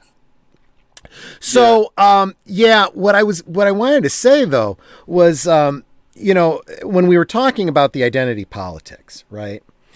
My feeling is that stuff is self-defeating. I think we see it in our culture. We see it financially in the, merchandising, and it just, I've heard it. So many commenters have said it doesn't age well, right? So here's my example, okay? Oscar Isaac, who played Poe, right? Yes. He tries to say the right thing during all of that, because so many people were trying to ship him as being gay, him and Finn. And what does he say? He tries to be non-committal, but he says something like, yeah, I'd be open to that, whatever. I hear the translation, I'm an actor. I'll play whatever role they give me, right? Yes.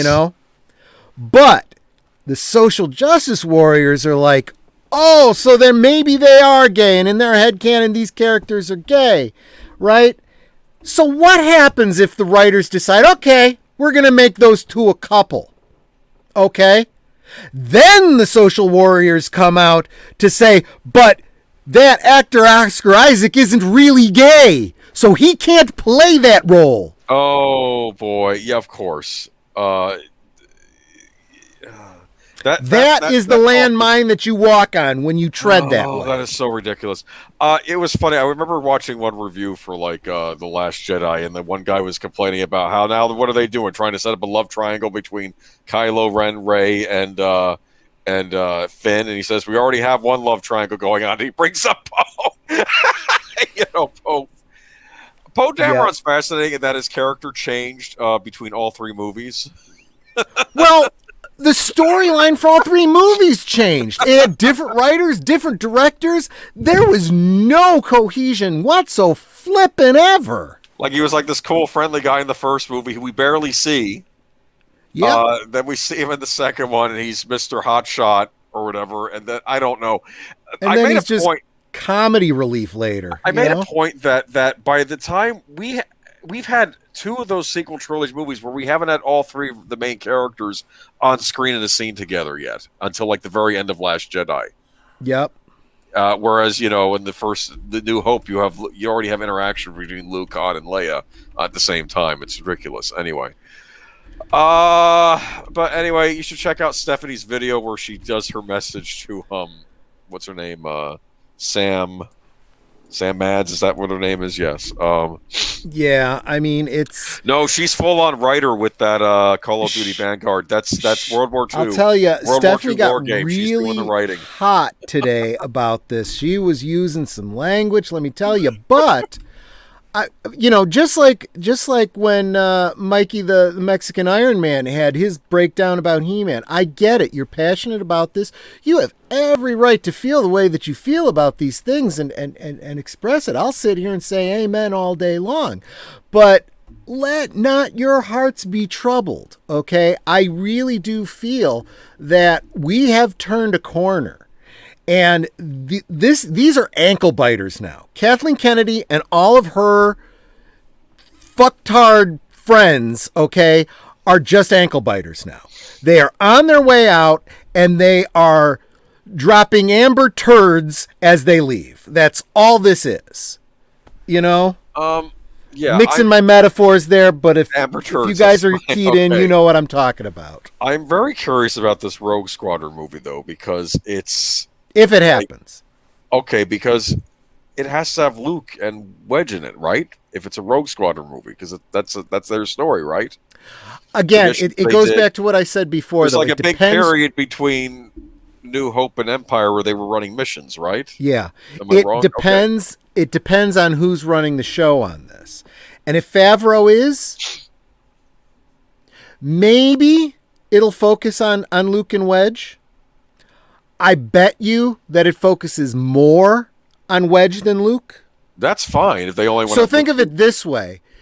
I mean, if I was Favreau and I was doing it, keep in mind, I think this is the biggest problem that people have when they translate games. Okay, this is why I know there was a book series as well, so I don't know if they're going with the book series or not. Well, there's that too. Yeah. But again, just like all of the other, EU.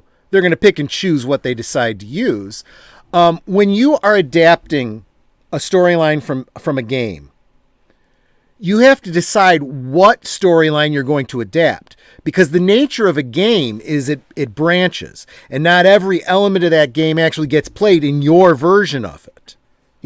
Right. My understanding, and I've never played Knights of the Old Republic, but isn't there a path where Darth Revan becomes a bad guy or he becomes a good guy? I think so. That or I'm not an expert on this. Okay, I think you can't adapt it both ways. No, I think you can make moral choices, because I know that BioWare was big on that. Oh, you could do the right thing or the wrong thing or like the less good thing. I don't know. I'm not even, because I think it leads to when he becomes Darth Revan, you get an opportunity to kill Luke Skywalker. I mean, what? I think so. What? I thought I saw somebody play footage of that. With those, that's no longer canon, that series. But there's another one where you're the good guy and you fight Darth Vader and you get to kill him too. So, I mean, what the heck was the name of that series about? What was his name? Star Killer. Never mind. It was a Darth Vader's apprentice. Oh my! This is what happens when you get old. You forget. Darth Vader's apprentice. He had, well, of course, he had Ahsoka before he became. No, Darth this Vader. was the one after, when he becomes a Sith. He takes on his own. Before he knows Luke's around, he was already thinking that he's going to challenge the Emperor someday. No, hold on, I'll find out. Hold on, Star Wars games. Okay. I mean, from the EU, I know he had several. He had Lumia. He had Flint. I'm sure Wolfton's screaming it at me now. Okay, let me take a look. Yeah, probably. The Force Unleashed. The Force Unleashed. Okay, and in this game Kyle series, Katarn? no, in this game series you play as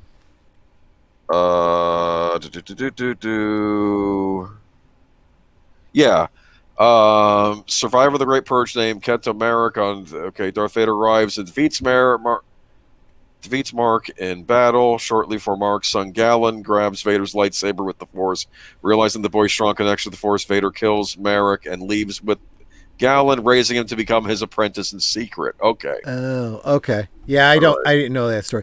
But see, that's whenever you do games anymore. They got rid of it, but yeah. My point is with games, you've got to decide. His name was Star Killer. He was dubbed Star Killer, right? Oh, Star Killer. Okay. Yeah. These stories, you need to decide which story is going to be the canon and then adapt that into a movie. Then the game itself is no longer canon. Then whatever movie you've made becomes canon.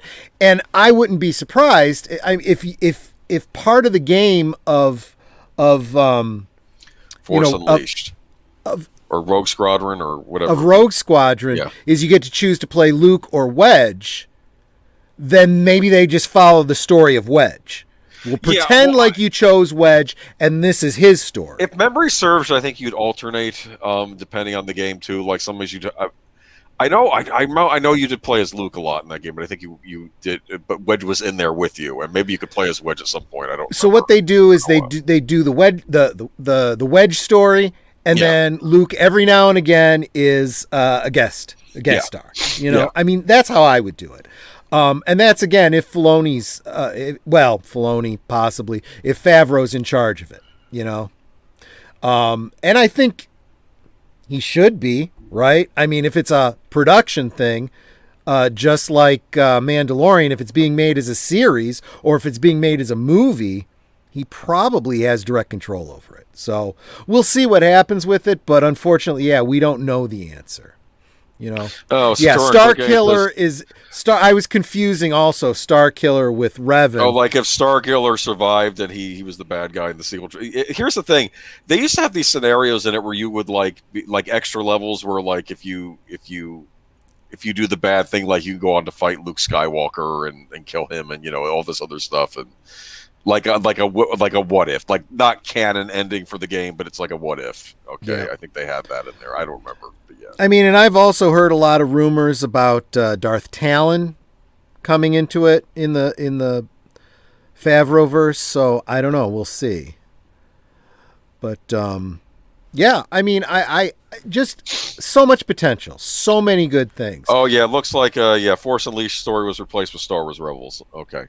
Because I think it's about the start of the rebellion too in that game, so they changed that. Oh yeah, that's right. Well, and fine, because if that path leads us to the Mandalorian and the Favreauverse, I'm more than happy. You know, like I said, not all of the EU is compatible. Not all of it was good. You know, and when it comes to games. You play it and I play it and you have two completely different stories. Which one's canon? The one that they make a movie of. That's my thinking on it. But yeah, so what else did I want to say about this? Oscar Isaac, the sequel trilogy. Yeah, I think that pretty much covers my notes for tonight. I'm just going to say, let not your heart be troubled. Let's be happy that we are getting some good Star Wars now. And look, the way that Doomcock kind of frames it is this is not just a fight for Star Wars. This is a fight for our pop culture. We are paralleling in our entertainment sphere as fans the same things I see happening in the U.S. as citizens and what's going on politically. We need to take control of things. We, the people, need to assert ourselves and be the change we want to see in all those, catchphrases. And remind people who is in charge. Now, I feel that the moneymakers at Disney know it. And I believe Cameron Pasha when he says the majority of people in Hollywood, even the ones that claim SJW things, don't actually believe it. They're just, Sieg Heiling to whomever they see happens to be in charge. Yeah, well, definitely there's some that are believers, like the the woman that's working on the High Republic, and then there are others that are. But the ones with talent ain't them. The ones that are activists first don't know how to write good stories. They are going to delete themselves out of the process naturally. They are doing that. Yeah. That's why I'm never too concerned about the, is someone getting contracted or are they not? This is the hardest thing I think people have to understand, okay? When someone gets contracted, yay, that means they're working for Disney for a year or two or whatever. It doesn't tell you what is in the contract. You don't know what stipulations there are, what guidelines there are, what their rights and responsibilities are. We don't know any of that, right? So if we sometime in the next couple weeks hear that Kathleen Kennedy has been renewed for another year, what does that mean? Does that mean that's it, Star Wars is effed and she's in charge of Lucasfilm? Not necessarily. She could be in charge of Lucasfilm in name only. And she's put in a corner with a desk and said, sit here and watch YouTube videos and bitch on socialist media. That's your job. Shut the fuck up. Yeah. So we'll see what happens. Because it could very well be that we don't know what the contract was coming over from. George did make a huge mistake saying Kathleen Kennedy's going to be in charge. If I'm signing this over to you, she's going to be in charge. Because he thought he was putting someone in charge that was going to look after his interests, and she didn't. She fucked him in the not good way. Catman agrees with you. Yep. And so now he realizes that he made a mistake, but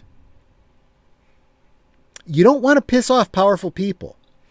For all that everyone says that she's the most powerful woman in Hollywood. Okay. Maybe she is. She's not the most powerful person in Hollywood. Yeah, I don't know that she's. And there are a lot of very powerful people that she is pissed off that are coming together against her.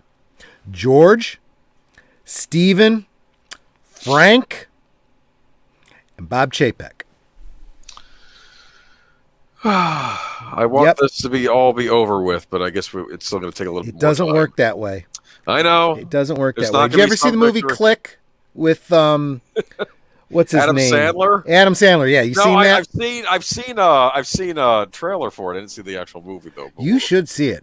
It's okay. one of those funny, films that he does that ends up being very poignant. I was watching Billy Madison the other day, and that movie couldn't get made today. But anyway, I look at Click. I see it in some ways being like 30. What is it? 50 First Dates, where it's very funny, very entertaining, but incredibly good story and very poignant. Right. And Click, the whole basic idea is he gets himself a magic remote control. And he's able to control the world the way you control, a VHS or DVD or whatever. You can pause, fast forward, rewind, and stuff like that.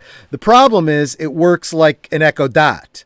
It learns, and it starts doing things for you, anticipating what you want. And sometimes the things that you've been doing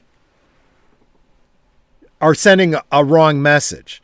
So by fast forwarding through an argument with his wife, he ends up fast forwarding through every time he runs into conflict.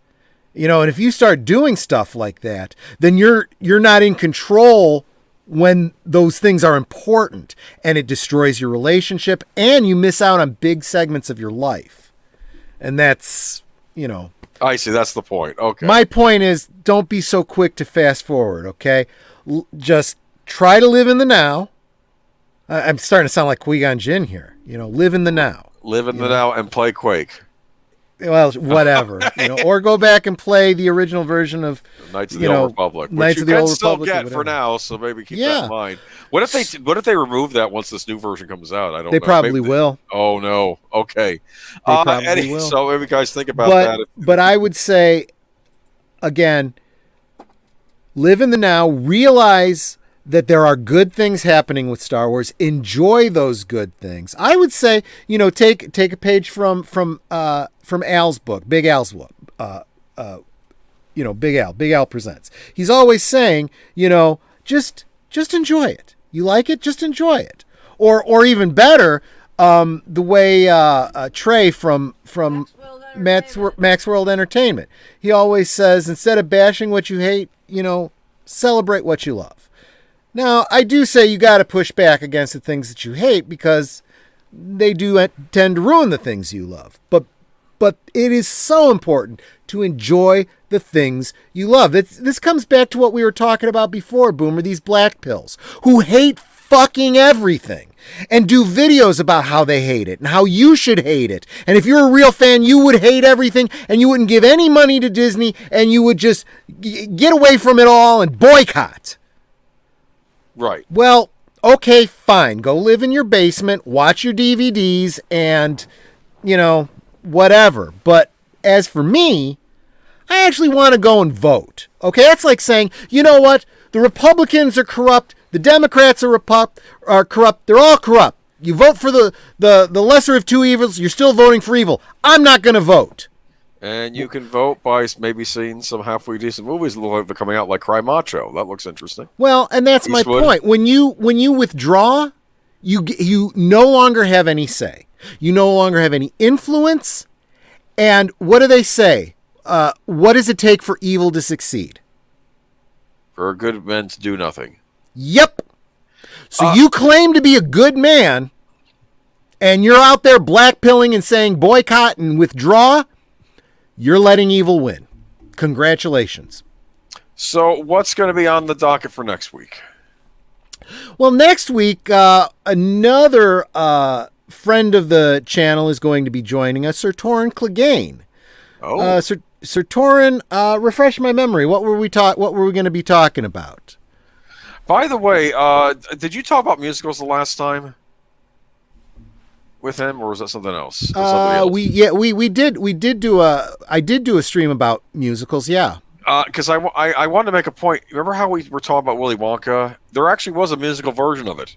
Doesn't surprise me. It came out in 2019. It was known as a traveling Broadway production, so it was going around the country. But it was Broadway. It was traveling, and it came out in 2019. And I wonder if it was a casualty of our wonderful pandemic, and that's why we haven't heard of it since then. Okay, could very well be. I mean, look what happened to Andrew Lloyd Webber's Cinderella.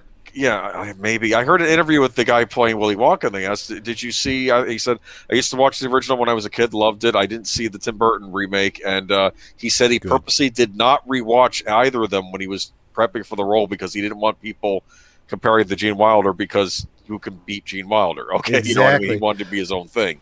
And it's Gene Wilder. So Torrin, yeah. Now that he says it, I remember we're going to get back to talking about the DC movie universe. There's some things happening there, but that's not what we're going to focus on. Remember, when we talk about the DC universe, we're kind of fanboy, kind of headcanoning a new idea for a shared DC universe if they had gone and done it right from the beginning. Right. Oh, I like Horizon Talkers thing. Live in the now and play Quake. Life advice from Agent Boomer. That's not really living in the now because it's an old game. But it's old. What's old is new again. So come on. I mean, especially as we're talking about reboots and remakes and all that kind of stuff, and it's very easy to say, well, nobody has any new ideas. Nobody can come up with anything original. But at the same time, you're like, but there are stories that deserve to be told and sometimes retold. And every now and again, someone does it well. Honestly, I think that we're going to be seeing some great stuff when we see Ghostbusters Afterlife, when we see Dune. Dune, yeah. You know, when we see the Many Saints of Newark. Newark, thank you. Those are the three Basically, movies. Tony Soprano Yeah. as a teenager movie. These are the you know, and it's funny. I know a spattering of Italian. My grandmother spoke it, and you know, Yeah. I audited a class in college and whatnot, and I know a good deal of Latin, which has helped with Italian and Spanish, and it totally flew right over my head. Moltisanti literally means many saints in Italian. Oh, interesting. Yep. Yeah. Did you watch the new trailer for it? I did. I have to admit, his son, Uncanny. The mannerisms are just like it really is, and he's not just doing like Tony Soprano. He's doing a young version of Tony Soprano, and it feels like a young because some of the mannerisms are the same, but as like a teenager version of himself would say it. Do you understand? It's uncanny. I'm really looking forward to that. But it's sweet. You know, it's not that. Everyone's giving me a hard time. It's like how somebody say as an adult, but it's said differently. It's not that it's not that, you know, CG, you know, ickiness. It's nice and it's sweet, and when you know it's his son, you're like, oh, you know, I mean, yeah. Netta reminded me something of something that I'd wanted to mention at the top of the show, but I'm getting to it now. And Netta, if you'll drop a link. Meteorologist Katie Nicolau. Thank you, Nicolau. Okay, yeah. Katie Nicolau. She has the channel So Many Random Fandoms. She doesn't post as much as she'd like because she's a working meteorologist. That keeps you busy, right? Oh yeah, especially with tornado season. But she's had a good deal of success in that area. She has been nominated for 2 Emmys. And so, you know, friend of the channel, we want to congratulate her and remind you, if you guys haven't had the chance, Nanette, just drop the link, you know, open up in another tab, go over to her channel, hit the subscribe. And right now she's been doing an ongoing live stream, doing rewatches of The Last Airbender, you know, the cartoon, not that terrible movie. Not my thing. It's not Apparently, one of the fandoms. Is Netflix working on their own live action version of it now? Did I hear a rumor about that? I hope not. I hope. Okay. Anyway. But go check out her older stream, her older content. Yeah, it's because cool stuff. She's a meteorologist. She does weather reports like for Star different Trek fandoms. weather reports, DuckTales Star weather Trek, reports, Star Wars, you know, all kinds of stuff. She's brilliant. You probably know her from the meme that was going around about the poop icicles. You know, a girl was eating icicles off of a roof, and I think it was a big hit on TikTok. Yeah. Don't do that. There's poop in that. You know, and she explains the science behind it. Yeah, she was on a rewatch with Daniel and I. We did a ET. She was on the ET rewatch with us. That's right. That's right. And she was on one with us where we did what was it? Twister. We did a rewatch of Twister with her too.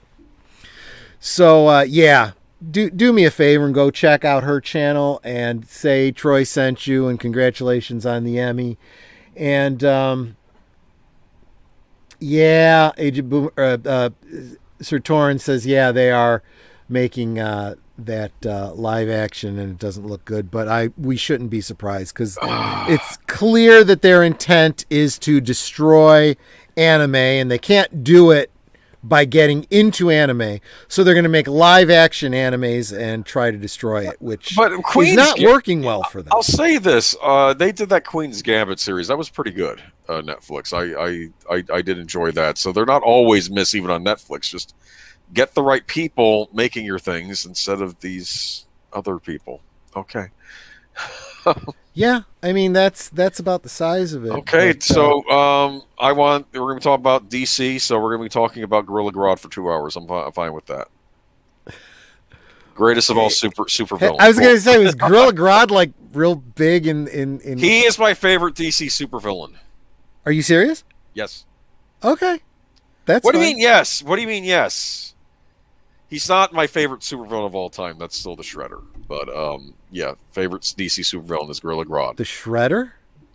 from the Ninja Turtles. Oh, I was trying to think. I know that one. I was trying to think of one in DC. I'm like, Anyway, was there a Shredder in the, I've got all the volumes of Who's Who in the DC universe, and I'm like, I don't remember a Shredder. Justice League Gorilla Grodd. He was a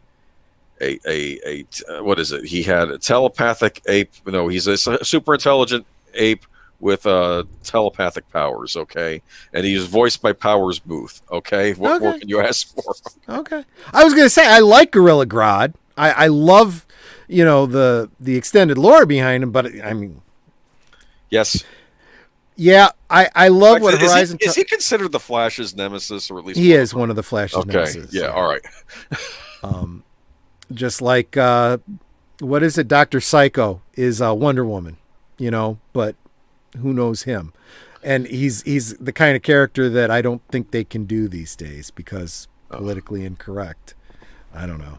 All right. But Horizon Talker says, remember, live-action anime series are just your opportunity to recommend actual anime series people can watch instead. There you go. That's an excellent point. And that's why I kind of half formed that idea myself in my head, because people are watching this stuff and going, well, this is shit. If this is what anime is, screw it.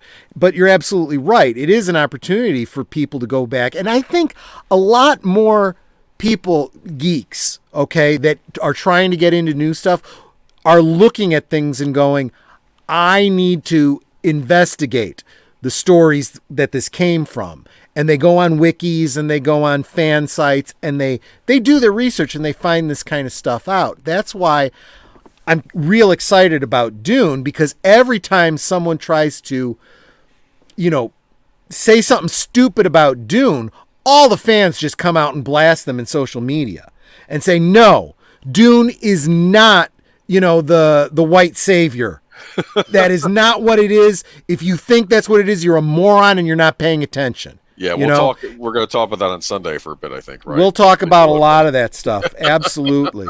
And more people are going and reading the books and going, wow. Yeah. This is the kind of progressive people say they want. And this was 60 years ago. Yeah. All right. Yeah, no.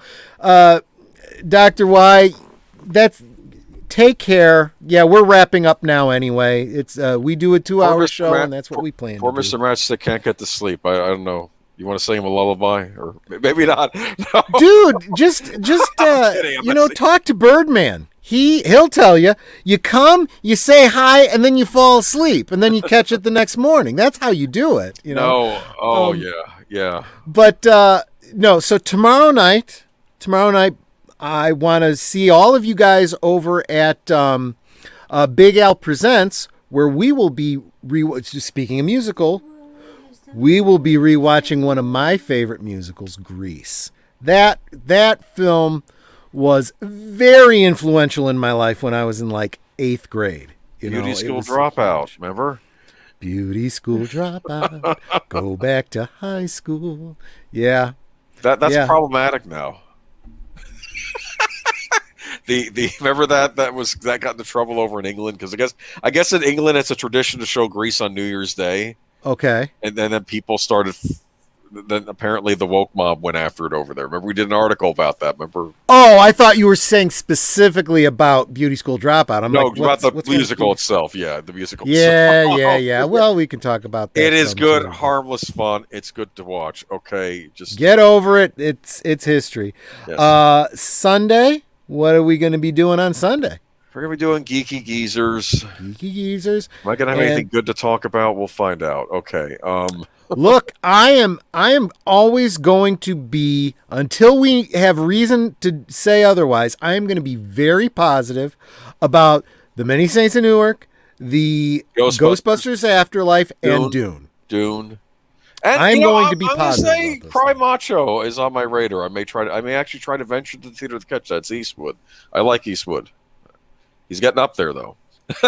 But it's cool to see. Actually, Sir Torn, it's not really a man; it's an angel. Yeah, it's like a heavenly, chorus type of thing. So, I remember that now. Yes. yep. All right. And cool. actually, from another point of view, it's actually her subconscious telling her that. So she's really having an argument with herself. I mean, depending on how you look at it. But brush with the new antenna. Oh my goodness, you remember that? Okay. Oh, I've memorized it. I have memorized it. All right. Cool beans. And you should think about if you're going to be doing anything in October. You're going to do more of your fixing Universal, or maybe not. I don't know. We may have to focus on Universal stuff then. Yeah, we'll have to get back to that. You want to do that Mummy rewatch? Maybe you should set it for October sometime, right? The Brendan Fraser one, not the Tom Cruise one. No. What about the Brendan Fraser one where he's fighting the Yeti? And Jet Li's in it. Oh, right. The The third one. Yeah. I'll tell you what, I don't really have a huge problem with that, but I feel like, in this Universal, Monsters shared universe, we need to get our movies out there. So we do the 2 movies, right? Well, they're more than 2 movies, but 2 with the Brendan Fraser characters. And then maybe it goes to a streaming service. And then you have, things like that and other stories that could happen, Yeah. But Okay. Right. Thank you for reminding me, Mr. Matchstick. And by all means, be sure to subscribe to Mr. Matchstick's channel. He's been on a little bit of a hiatus for a while, but he's going to be coming back on Tuesday nights, every other Tuesday night, starting this Tuesday night, doing a playthrough of Arkham Asylum. Yeah, I wanted to make sure I got the right one. That's a good game. And I'll be with him. I'll try to be there every other week, but I'll definitely be there on Tuesday. Let's get back to enjoying that. There's lore there that I think relates directly to what we're doing in the DC group, and the stuff we'll be talking about next week with Sir Torrin Clegane and whatnot. Oh, and I'll be on with Daniel this week on Wednesday. We're going to be doing G.I. Joe: The Rise of Cobra. Is that the one with Bruce Willis? I think so. I've never seen it. I have to watch it before the stream starts. So I love the whole idea that in the live action they decided to bring in Joe Colton. Blending together original G.I. Joe with the 80s G.I. Joe. That was brilliant. You know what I'm going to say, though? It's on Peacock. And I think that's very interesting that a Paramount movie is on the Universal streaming service. This is the problem with the licensing and all this craziness. Why? It makes no flippin' sense. The Midnight's Edge guys have gone crazy about it. I swear that if Tom Connors and Cameron Pasha weren't already bald, they'd be pulling their hair out. Okay. It's just crazy. But that's business. That's industry. That's contracts. Don't know what to tell you about that. That's a story for another night. So Wednesday, Thursday, Friday's going to bring us to my show again. We'll be bringing on Sir Torrin Clegane. We'll be talking about some imaginary good stuff for DC. And that brings us back to the following Saturday, where we'll be over on Netters Network watching Ants. Remember that one? And that's how you get ants. Do you remember that one? It came out the same time as Bug's Life. Yes. Sylvester Stallone had a voice in it, and I like Ants. That's a good movie. Who's that? The Jewish guy? Woody Allen. Sleepers. Yeah, Woody Allen. There you go. It's a funny movie, actually. It really is pretty good. Yeah. In fact, all the things that I really liked, I keep ascribing to Bug's Life, and it's actually Ants. Sharon Stone's in it too. She does a voice in it. Okay. Yeah, she's a nice looking ant in that movie. Anyway, okay. Hey, just close your eyes and hey, it's Sharon Okay. Stone. Anyways, all right. So I guess we're about done here. I don't know if Daniel is he doing a Tuesday stream. I think he was going to do Apollo 13. I think or something, right? I don't know, or maybe that's not this week. Right. But that is the following Tuesday. Oh, never mind. Okay. All yeah, right. it's in every other thing. So, Oh, I see. one week Okay. you could do Mr. Matchstick with the Arkham and Asylum. then the other playthrough. week, okay. And the other week we'll watch a patriotic film on. Okay, yeah, he didn't say when. Okay, all right. Exactly. Well, I don't know. He's going to burn himself out. No, he's already said up front that he's Okay. not going to do that indefinitely. He's upset, which we understand why. I get it. It's kind of a rough month He's for this he's our found country right a now. potentially positive way to Exactly. to focus himself, and I gotta respect that, and I honor that. Apollo So, 13's a good movie. You like Kevin Bacon? He's in it. So is Tom Hanks. It's got a good cast. Kevin Bacon's in everything. Okay. Anyway, all right. If not, he's related to someone who's in the movie. So, There you go. 6 degrees of Kevin Bacon. All right, guys. Thank you so much for coming and hanging out with us. Really enjoyed it. It was a brutal week in fandom, but we made it through and had a few drinks and pleasant conversation. And you guys make that possible. Super appreciate it. If you did enjoy it on your way out, hit that like button because it encourages me. If you're listening in the future, please leave a comment. If you didn't like this, tell me what you didn't like. Give me suggestions. Even if you did like it, but you're like, Troy, you do this one thing that annoys me. Can you maybe stop doing that? I'll listen. I want to know. Okay. No, he won't. He doesn't listen to me. Don't tell them that. I do. Well, I try to anyway. But anyway, thank you so much, guys. Have a wonderful rest of your weekend. I'll be seeing you around the blogosphere. Take care. Good night.